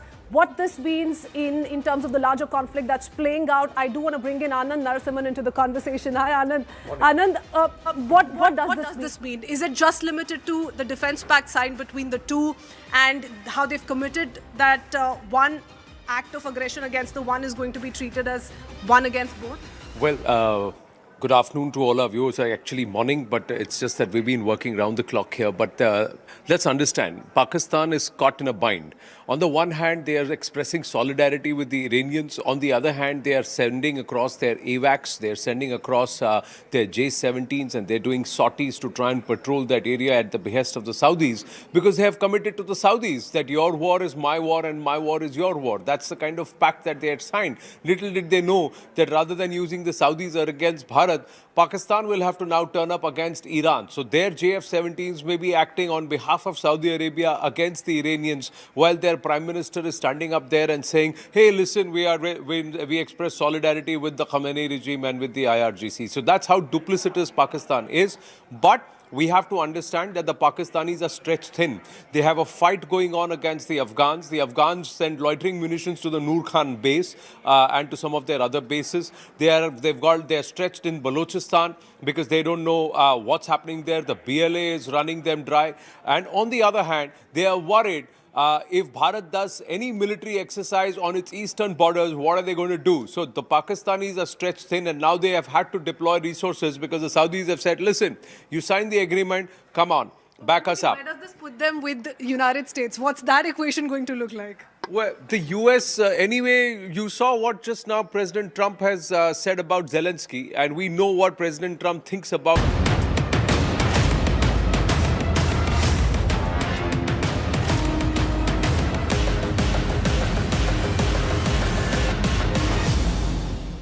Welcome back, and thank you so much for staying with CNN News 18. We are here tracking every development from the war-ravaged Middle East and also the Gulf. We have to also understand that 10 million Indians reside or have gone there as tourists as far as the Gulf region is concerned. So that is a concern for the Indian government. And in this time of crisis, India's primary focus continues to be on its citizens that are stuck in these war-hit nations, especially Iran, United Arab Emirates and Saudi Arabia, among others. Now, currently, about 9,000 to 10,000 Indian nationals, including students, workers, pilgrims, tourists, business persons and seafarers, reside across these 16 provinces in Iran alone. Now, several evacuation flights are beginning to land in the national capital. This is happening on a daily basis. Remember, we broke that story last evening itself, where we were speaking about how certain flights or in a limited capacity have started to move out of Dubai, particularly Emirates and Fly Dubai. The Ministry of External Affairs has also issued advisory for Indians that are stuck in Iran and also the Gulf nations. Embassies in Tehran and Tel Aviv have also been activated. They have put out their 24/7 helpline to provide immediate assistance to anyone in need of urgent help. Dubai से यात्री लौटना शुरू हो गए हैं। कुछ यात्री यहाँ पर पहुँचे हैं। 28 को हम लोगों को वापस आना था, तो ये फ्लाइट कैंसिल हो गई। Then we had to extend our stay there. कैसा वहाँ पर माहौल था, आपने देखा वहाँ पर डर लगा आपको जब, क्योंकि दुबई में अभी भी खबरें आ रही हैं कि वहाँ लगातार अटैक। 28 और फर्स्ट को थोड़ा डर का माहौल था, उसके बाद धीरे धीरे सिचुएशन थोड़ा बेटर होती रही और जैसी बेटर हुई इंडिया ने हमें वापस लगातार मिसाइल अटैक हो रहे हैं, इंटरसेप्शन की वो खबरें विजुअल आ रहे हैं, वो देखा। यस